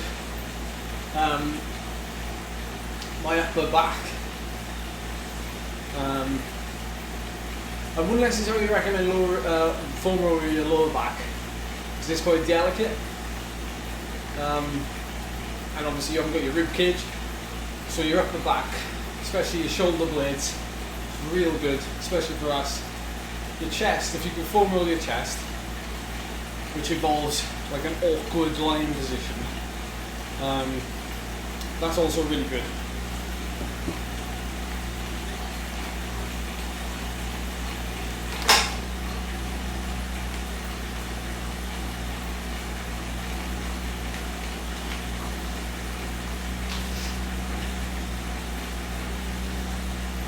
Everyone loves a chest. Any other recovery tips?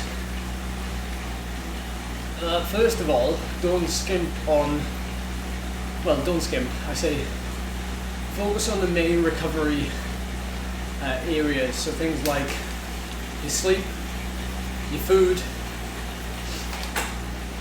and those really are your main. Hey, see you, Ruben. Thanks a lot, buddy. Thanks a lot. So those are your main areas, and then the other areas you can look at then are things like external factors like compression gear, foam rollers, massage balls, yoga, stretching, that sort of thing.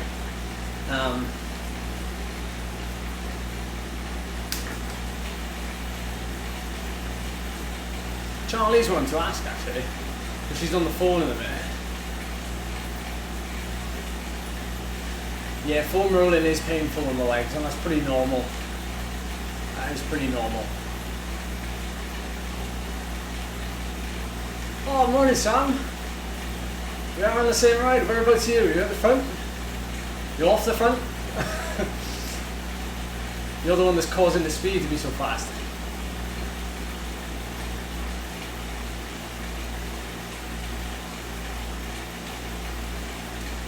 Foam rolling in a way, there's a really good,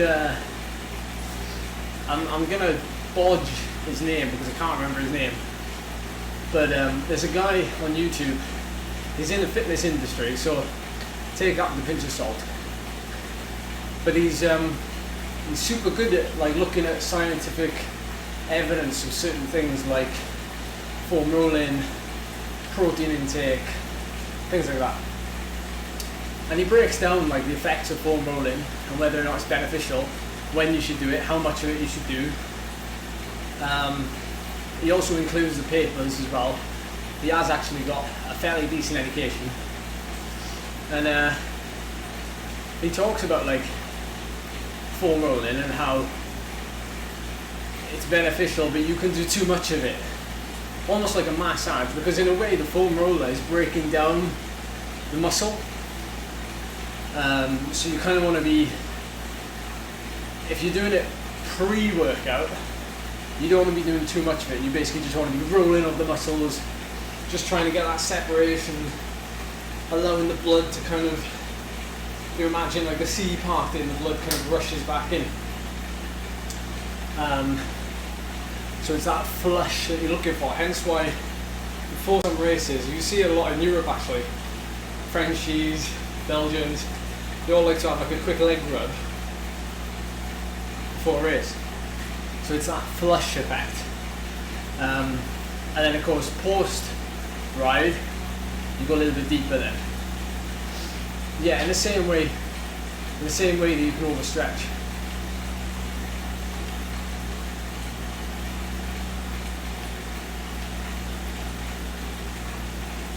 Oh, thanks, Sam. Did you watch the beginning of the stream? I hope you did.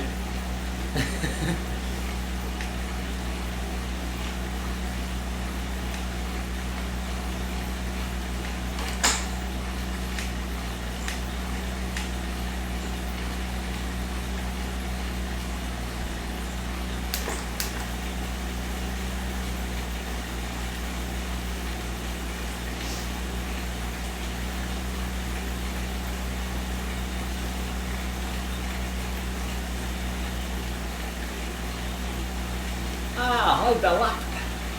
By the way, I love that name. Everyone loves the Bell Lap. Last ronde. Eh? Last ronde.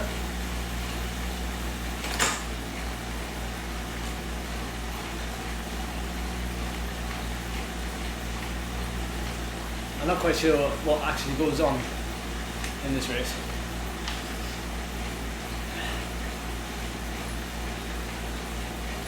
I'm speaking Dutch, Niels. Was I speaking Dutch? I've seen my fair share. Come on, you're forgetting I'm a veteran of the Tour Normandy. I've raced with a lot of big guys.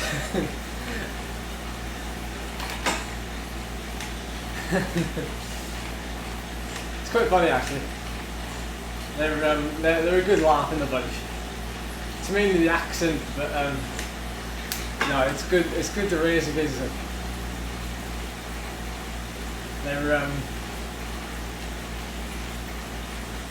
They're always like, they come up beside of a bunch or something. They're like, hey, service. In other words, service. I need to get to the front of the bunch to service my rider, to give him a bottle. It's brilliant. So we just end up saying it as well. It just translates over in English. Ah, thank you, Belle. Thank you, Belle.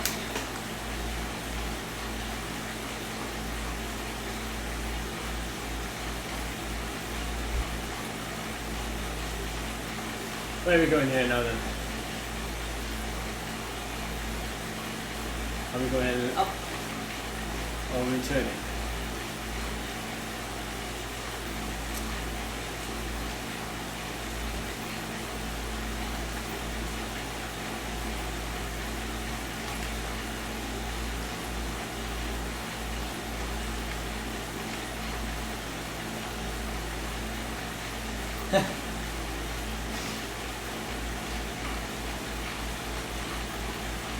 Got a bridge.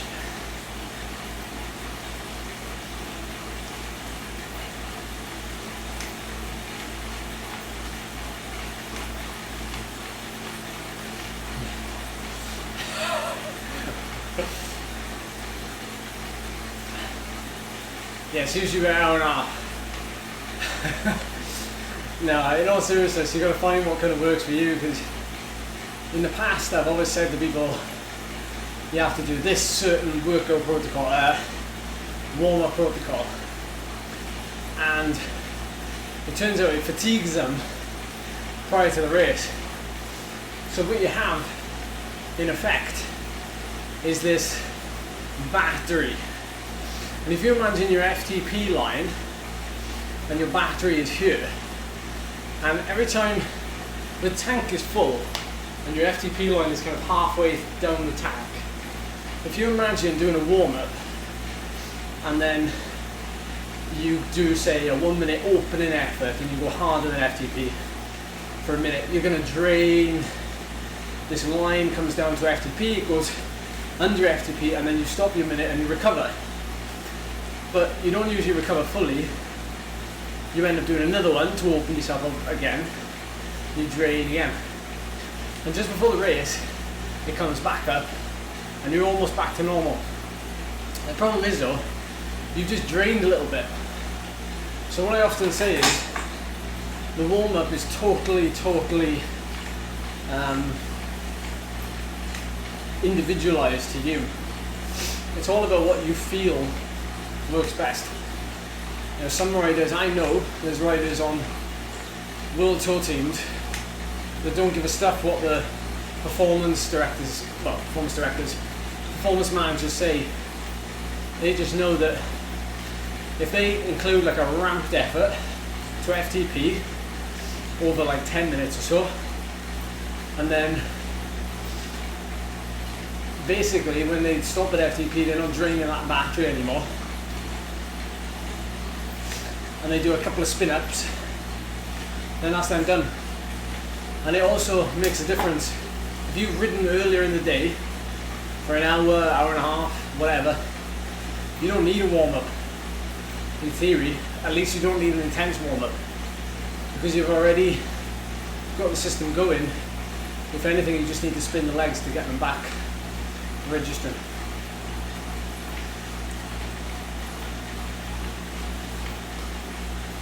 But it is true, I do perform better slightly fatigued.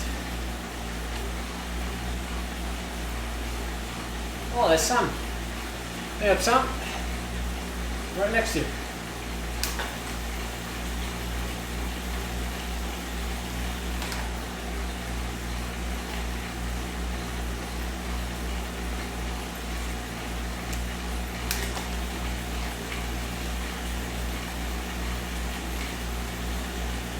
The group is splitting through the jungle. Hey, no worries, bud. No worries.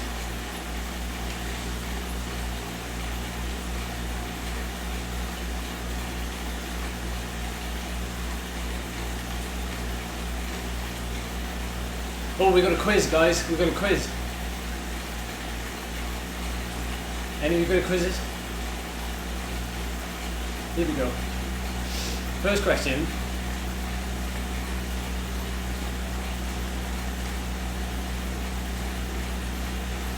Yeah, because the endurance ride doesn't drain your battery at all. What you've got to think about is anything over FTP will drain your battery, or at FTP for a significant amount of time.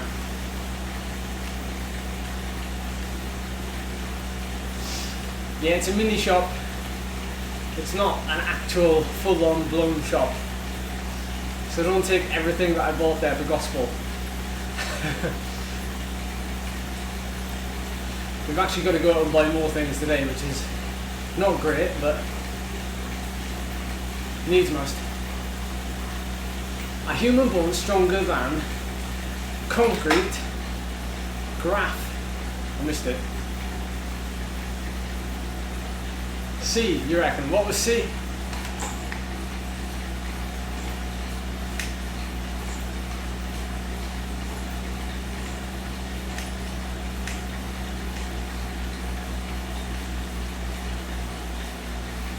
Aluminium. Is that what C was?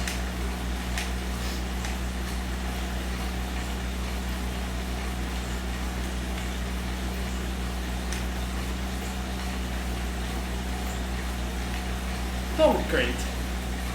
Surely not. Bone is stronger than concrete. What happened to Froome when he hit the brick wall then? Froome just bust his leg in the brick wall.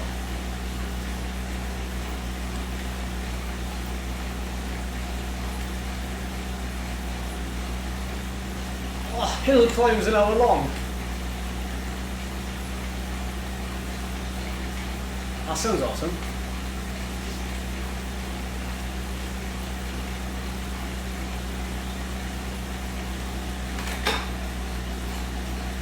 Yeah, that is some quality concrete.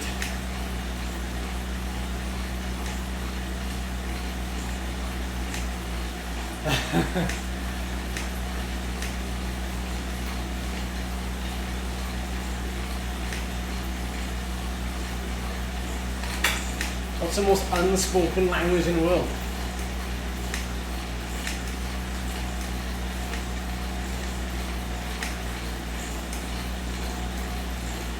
Ah, that's true, yeah, actually. You're right, innit? That's why they put like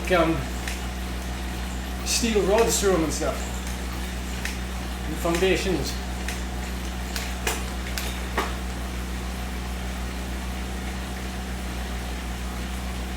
I've never been to the US. Like, full stop.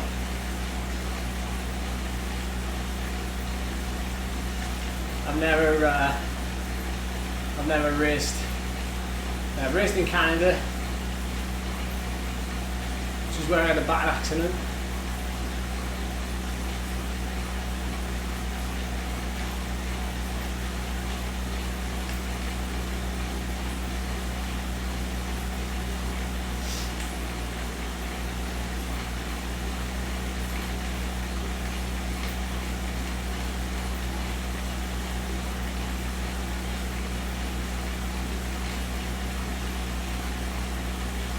Get to the front.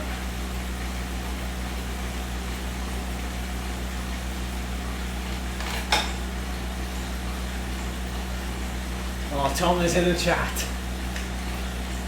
Tom is an expert in everything medical.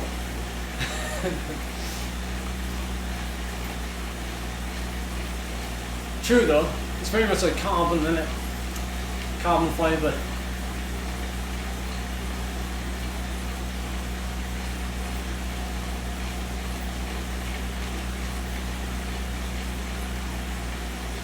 Yeah, we're gonna go and whip Phil G's butt at some point.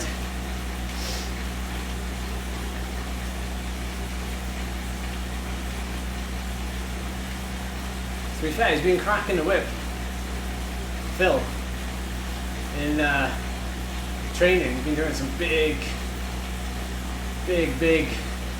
blocks of sweet spot, threshold, everything. If you've seen.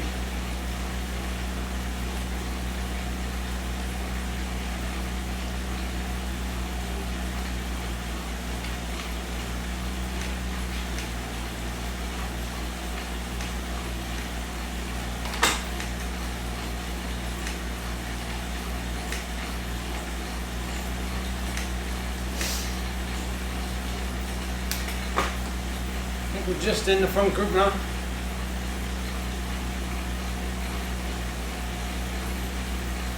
Get over the top of this. KOM in the front group. Oosh. We made it.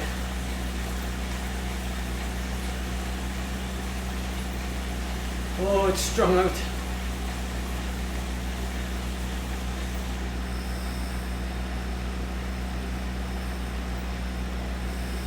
Oh, we've been told to slow down. We've been told.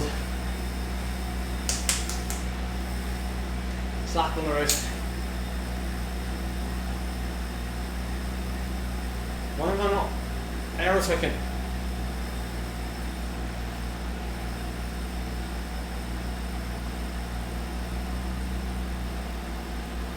Woo! Oh, it's so windy.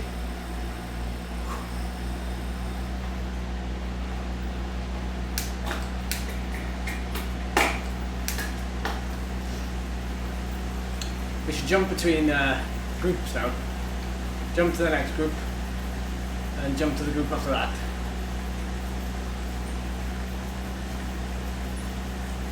You're in the right place, Josh. We've got some of the best e-racing tip maniacs in the chat.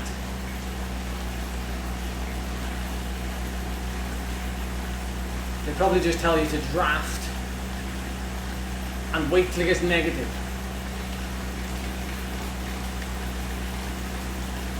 Keep riding until it goes negative.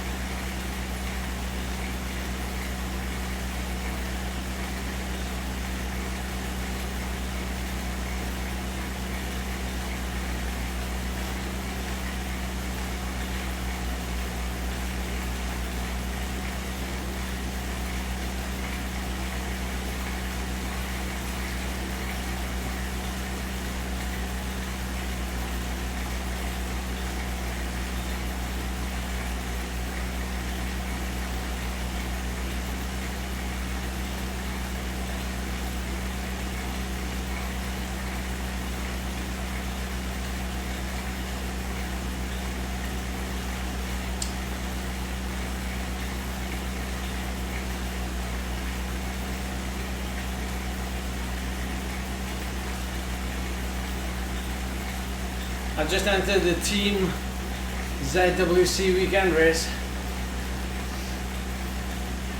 Starts at 8:10 tomorrow morning.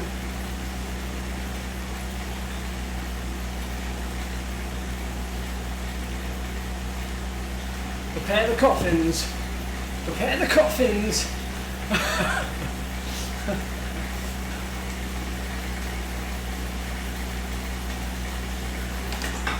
Don't worry, I'm not going to do anything stupid.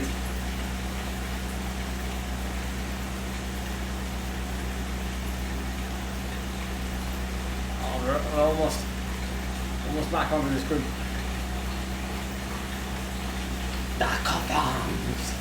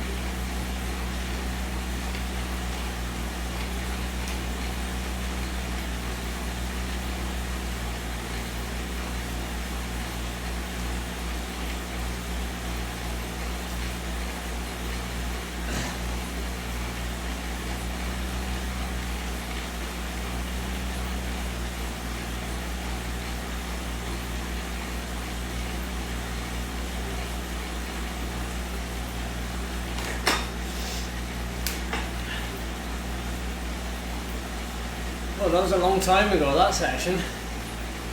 I can't even remember myself. I don't even remember talking about a 1 minute on, 1 minute off.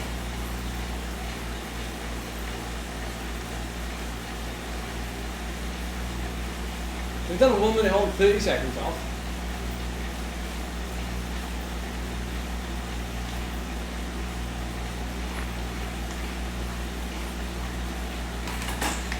And it's like 20 reps for the 1 minute on, 30 seconds off, so that's half an hour.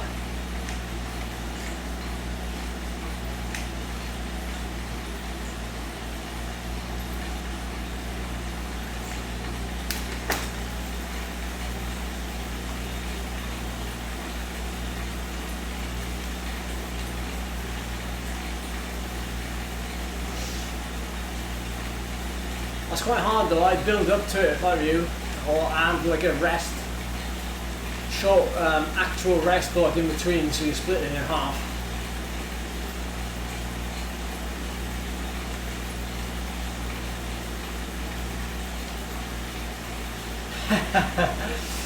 Nah, if you'd signed up for the B, you'd never have lived it down.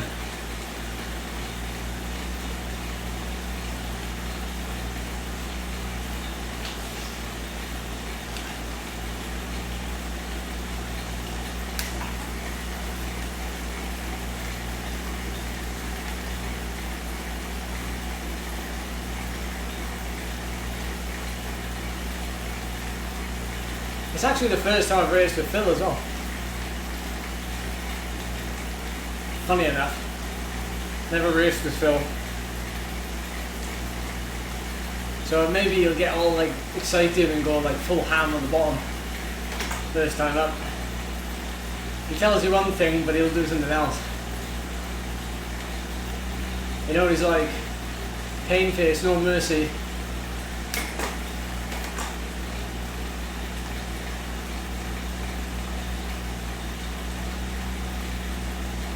Is it the same way up that I went just now? I'm not going the other way up.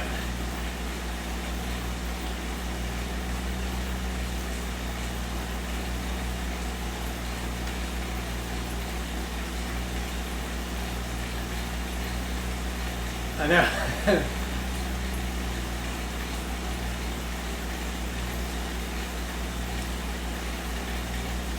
What happened to Cam's second child? Didn't he have Cam and Jeff's vlogs? I was trying to look for it the other day. Or did he just end up merging them, just going back to that one again?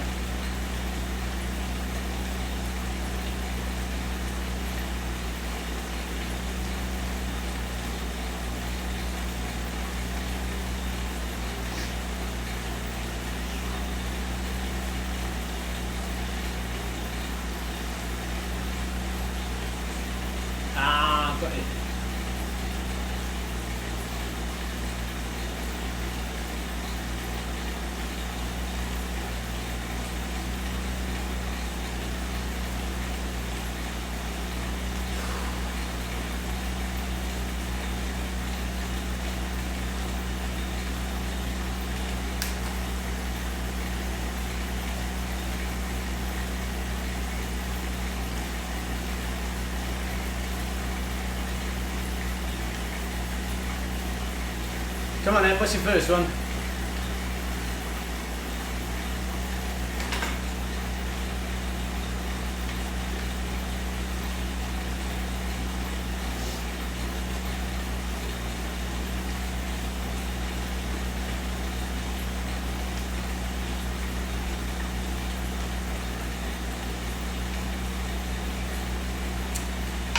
Wow, what a question! What a question!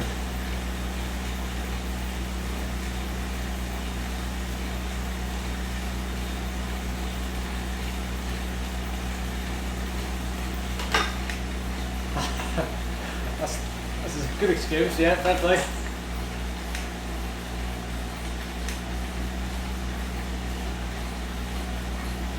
Esports is quite fun actually.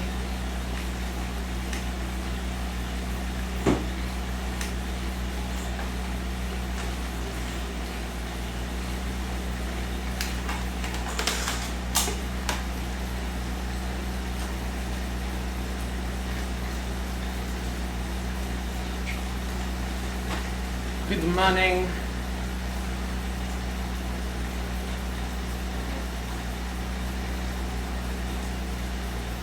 So that's a banana there, Yeah, there's a banana there. yeah.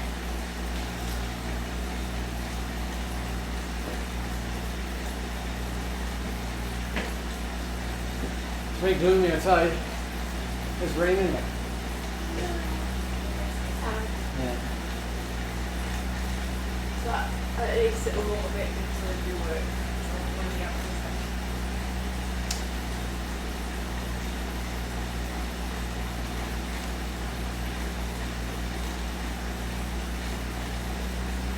Oh, I appreciate that, my friends.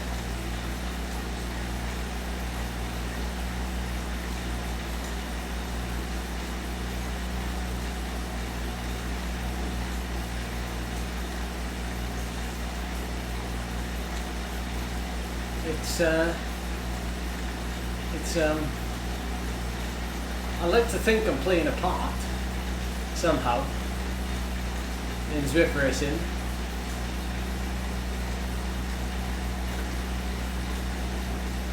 It's a weird time, but it's a good time to be exploiting things and doing your best.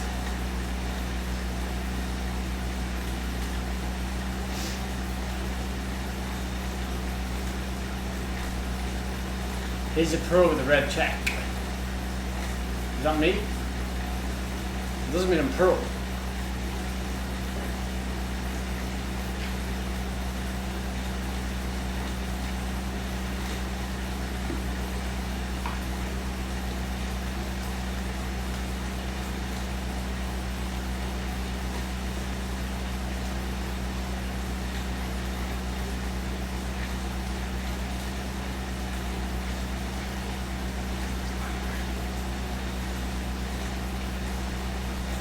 this out. Oh, bum. Yeah. Remember it does? It didn't alert me. The phone didn't alert, didn't do a reminder. Oh, lucky to you, I'm on the ball today. Otherwise we wouldn't have burgers for tea. My bad. I was supposed to get the burgers out from the freezer this morning, and the buns actually. I forgot both.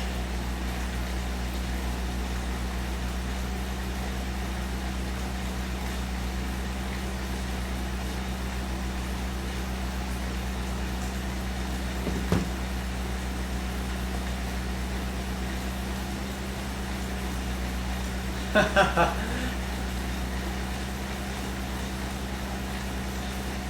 know, I'm just gonna have naked burgers otherwise.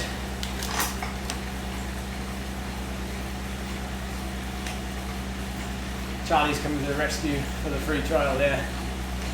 Although to be fair, Zwift have come up trumps and have given me well, it's not actually it used to be the 365-day free trial, but now I don't actually have that appear on my start menu, so I'm guessing they've just gone all in and like given me an indefinite premium, I'm guessing. I think. When I had a look at the my account on Zwift.com, it did come up in the paid bit. It was like a date that I hadn't even, like I definitely hadn't gone on it, and they must have done it themselves without kind of, because last time, I say last time, the last 2 or 3 years, they've sent me an email with the 1 year promotion code. Whereas this time, like I said, they didn't contact me. I contacted them, and it looks like they've just done it off their own system, and they haven't even sent me. A code. They've just done it.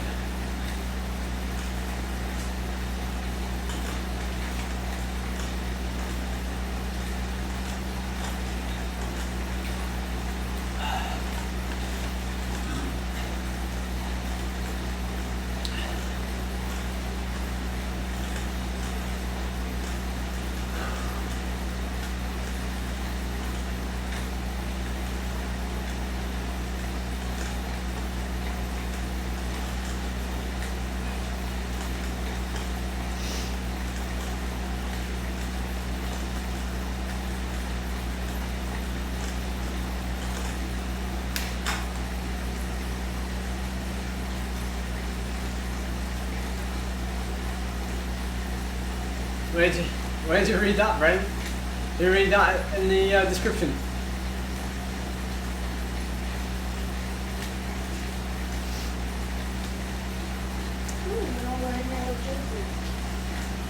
Yeah, it's a group ride. That's cute. Yeah, it is cute.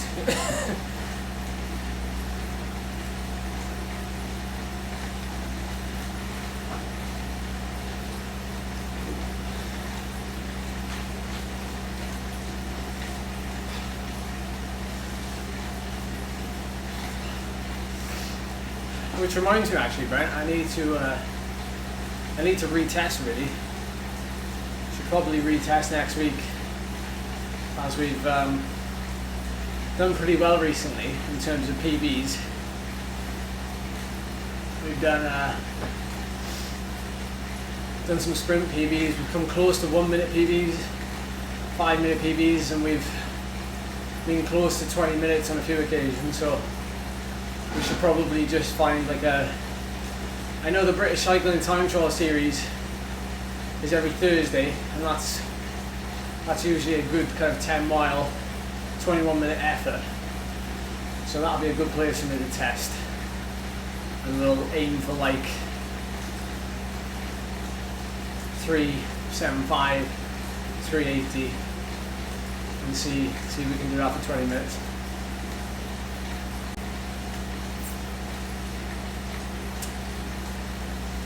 RAM test is good. I always end up having a much lower reading on a RAM test. So each to their own.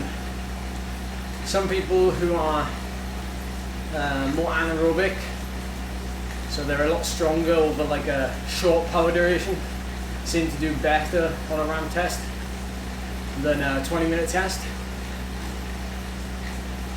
Time trialists seem to do well over a 20-minute test. Sprinters seem to do well over a ramp test. And then like real diesel engines really do well over like a 25-minute test, which still gets you your best 20 minute, but it takes them that kind of extra 5 minutes. If that doesn't make any sense, if you looked at my Alp to Zwift attempt, I basically rode the same power for 35 minutes, but there was a certain 20-minute section in there that felt easier than any of the others. Well, when I say any of the others, I mean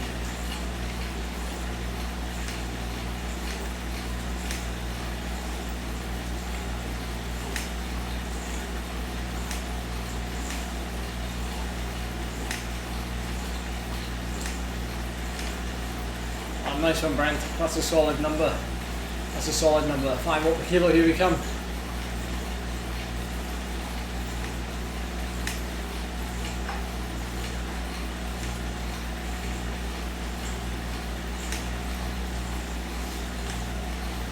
That's a good question, counting. Depends what you're aiming for, because let's face it, 8 by 3 minutes at 370 is probably more manageable if you're aiming to accumulate time. The thing is, what you won't be getting with that, unless you have really short rest periods, is you won't be getting that accumulated fatigue effect. You will, but not as much as oh no, I've misread that. I thought you said 3 by 12 minutes rather than 12 by 3 minutes.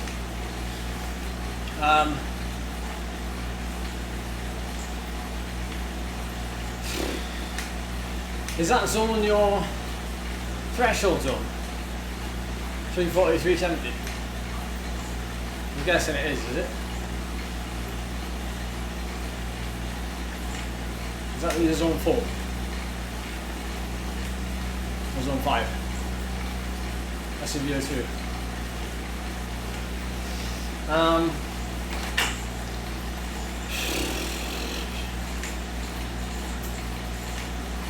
Let me have a think.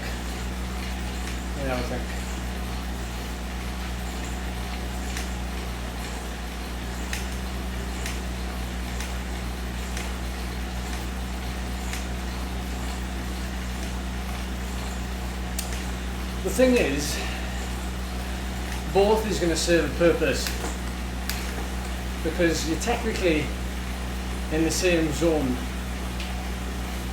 It is marginal difference, yeah, but the trouble is, you're familiar with WKO. They don't use the classic levels of training zones. They use eye levels, which would mean you might well be bordering on like your FRC rather than, it's like so difficult to say without, I don't like giving, I don't like commenting on it when I don't really know. I'd rather reserve judgment.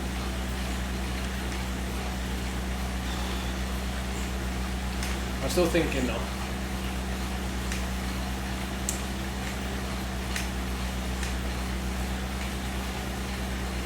Comes down to a lot of things. If it's like, if you're doing it on an easy, if you're doing it on a day where you want to get the real most out of yourself and you want to work that upper range, then I'd work the upper range. If you're looking at bolting it onto a workout or at the end of a 3-day block or whatever, I'd work that lower range. Because that comes down to fatigue at the end of the day. The downside is that because I don't know exactly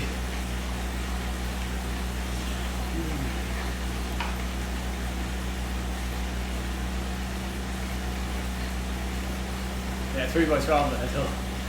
3 by 12 minutes sounds horrible.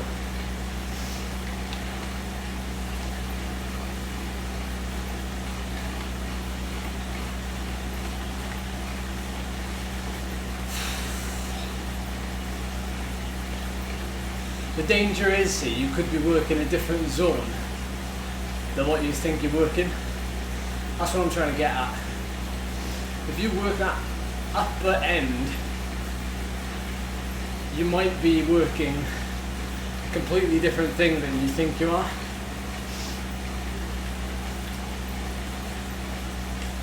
Because 24 minutes of VO2, yeah, that's okay. 36 minutes of VO2, that would be 36 minutes of VO2 is a heck of a lot of time. And I think because that's your lower end of zone 2, upper end threshold, lower end zone 5, VO2, upper end of threshold, you're likely to be more productive. Yeah, I see what you're saying, Quentin. There's still a lot of time though. There's still a lot of time, and fatigue is fatigue. So, you know, almost spending 40 minutes in one session close to VO2 max or maximum aerobic uptake. Yeah, it's one or the other, really. You know, it's a lot of time spent. Not to say there's anything wrong with it, just saying that fatigue was a giant dinosaur.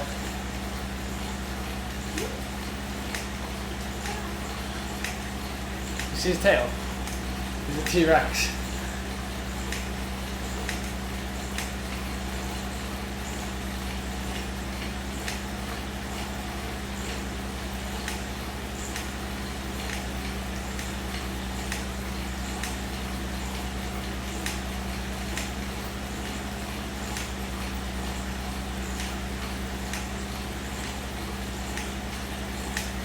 Thing is with VO2, I would express this.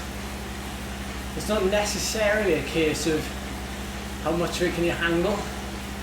Like, my friend has just spiked something, given me a light bulb. You know, we say like more is better. VO2 is one of those where it's like there's a fine line between adaptation and fatigue. Threshold, sweet spot, tempo, endurance, all those kind of lower end zones, they're a lot easier to get right. Oh, sorry, not get right, but you can handle a lot of sweet spot, usually. You can also handle generally a lot of threshold, you know, given your fitness level. But VO2 is a tricky one. VO2 is a tricky one. It's almost like minimum effective dose protocol, and it's hence why I don't really work on it. And when I do work on it, it tends to be quite a short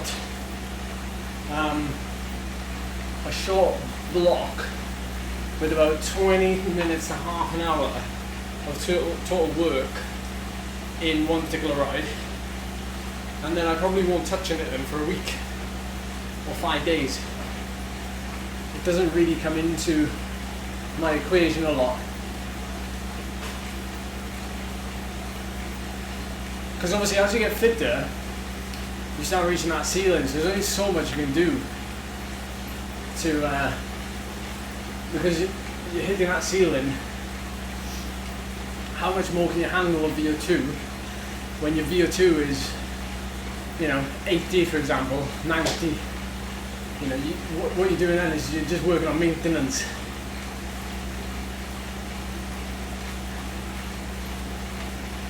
Yeah, you're right in that respect, Hugh. You're right in that respect.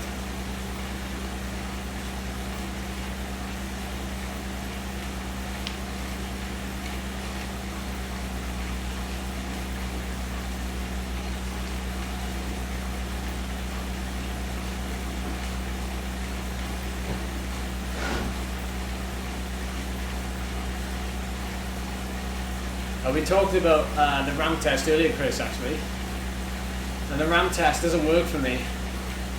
It actually reads quite low. It's because it really suits anaerobic riders, short, hard effort. Sprinters go really well in a step test usually. Time trial is generally for a 20-minute or 25-minute test. Most people seem to perform better on a 20-minute test, i.e. more experienced riders or fitter riders, but then you're more kind of, I guess you're more kind of average cyclist, or new cyclist, or even a cyclist that doesn't do an awful lot of intensity will often do better at a step test.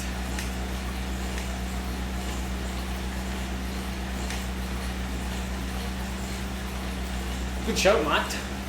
I tell you what, there's a good one tomorrow.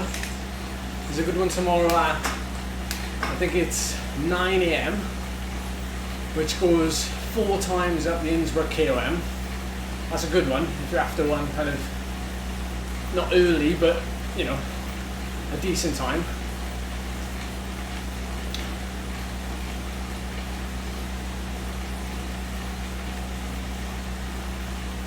There's also the new Brivelo road race on Sunday, which is also quite a nice course. But of course, if you want to be riding that race in the evening, the Richmond event, you probably don't want to be doing that one, because that's about 70k.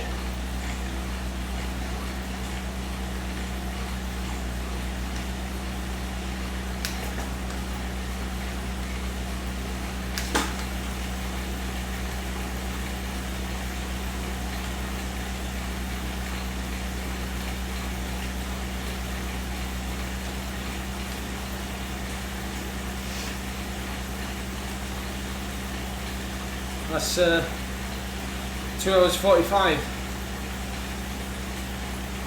So we're going to finish when this finishes.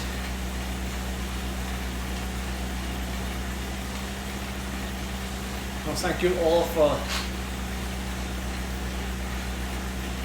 His GP line was going up there again. Oh, I feel sorry for him. He's after them, isn't he? I'm quite happy I got them that time.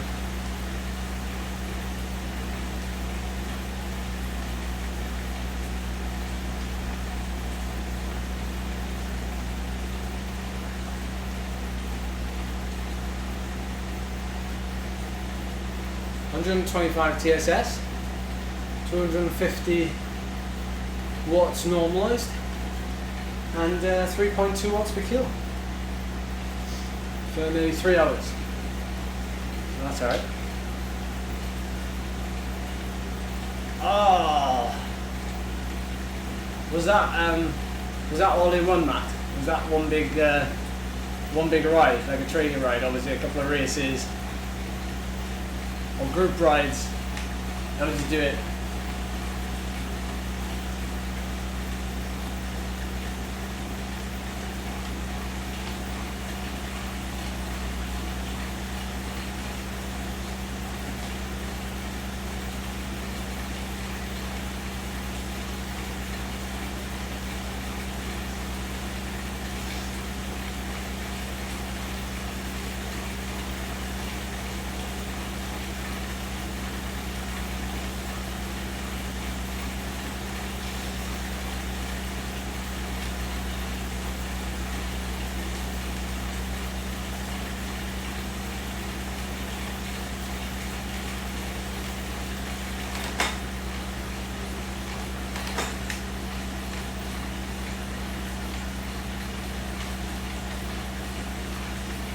Cheers, guys. Appreciate the help this morning in that race. Appreciate you watching. Appreciate our peak viewers as well for this morning, which is interesting. Half of you guys are in bed, so probably a good time to catch you.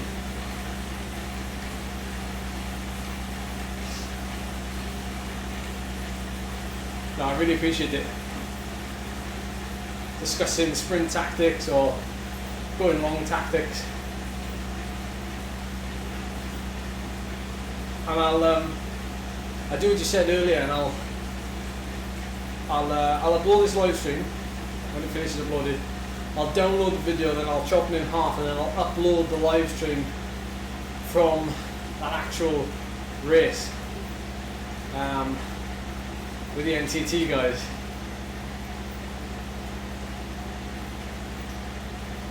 Oh, nice, Matt. Nice.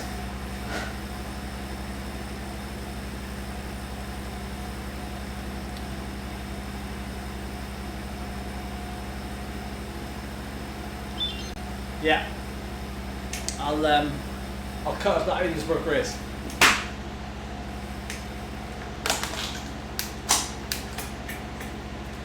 Do you want me to talk over it? Do you want me to speed it up? Or do you just want me to upload it as it was? Do you want me to do a breakdown like Pritchard doing? Let me know. Let me know.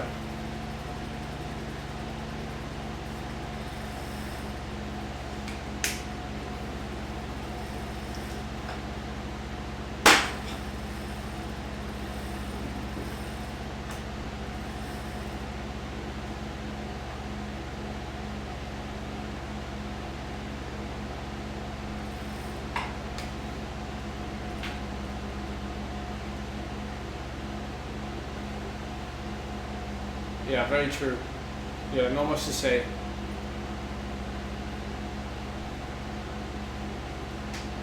Not much to say apart from it was a hard finish.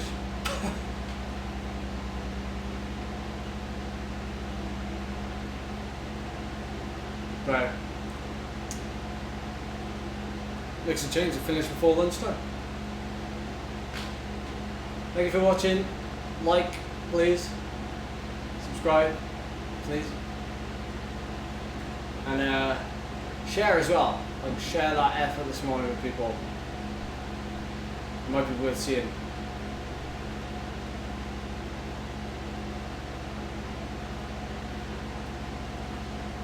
Nice one. Nice one. I will catch you tomorrow for another one. Cheers everyone. See you soon. Bye, bye, bye, bye, bye.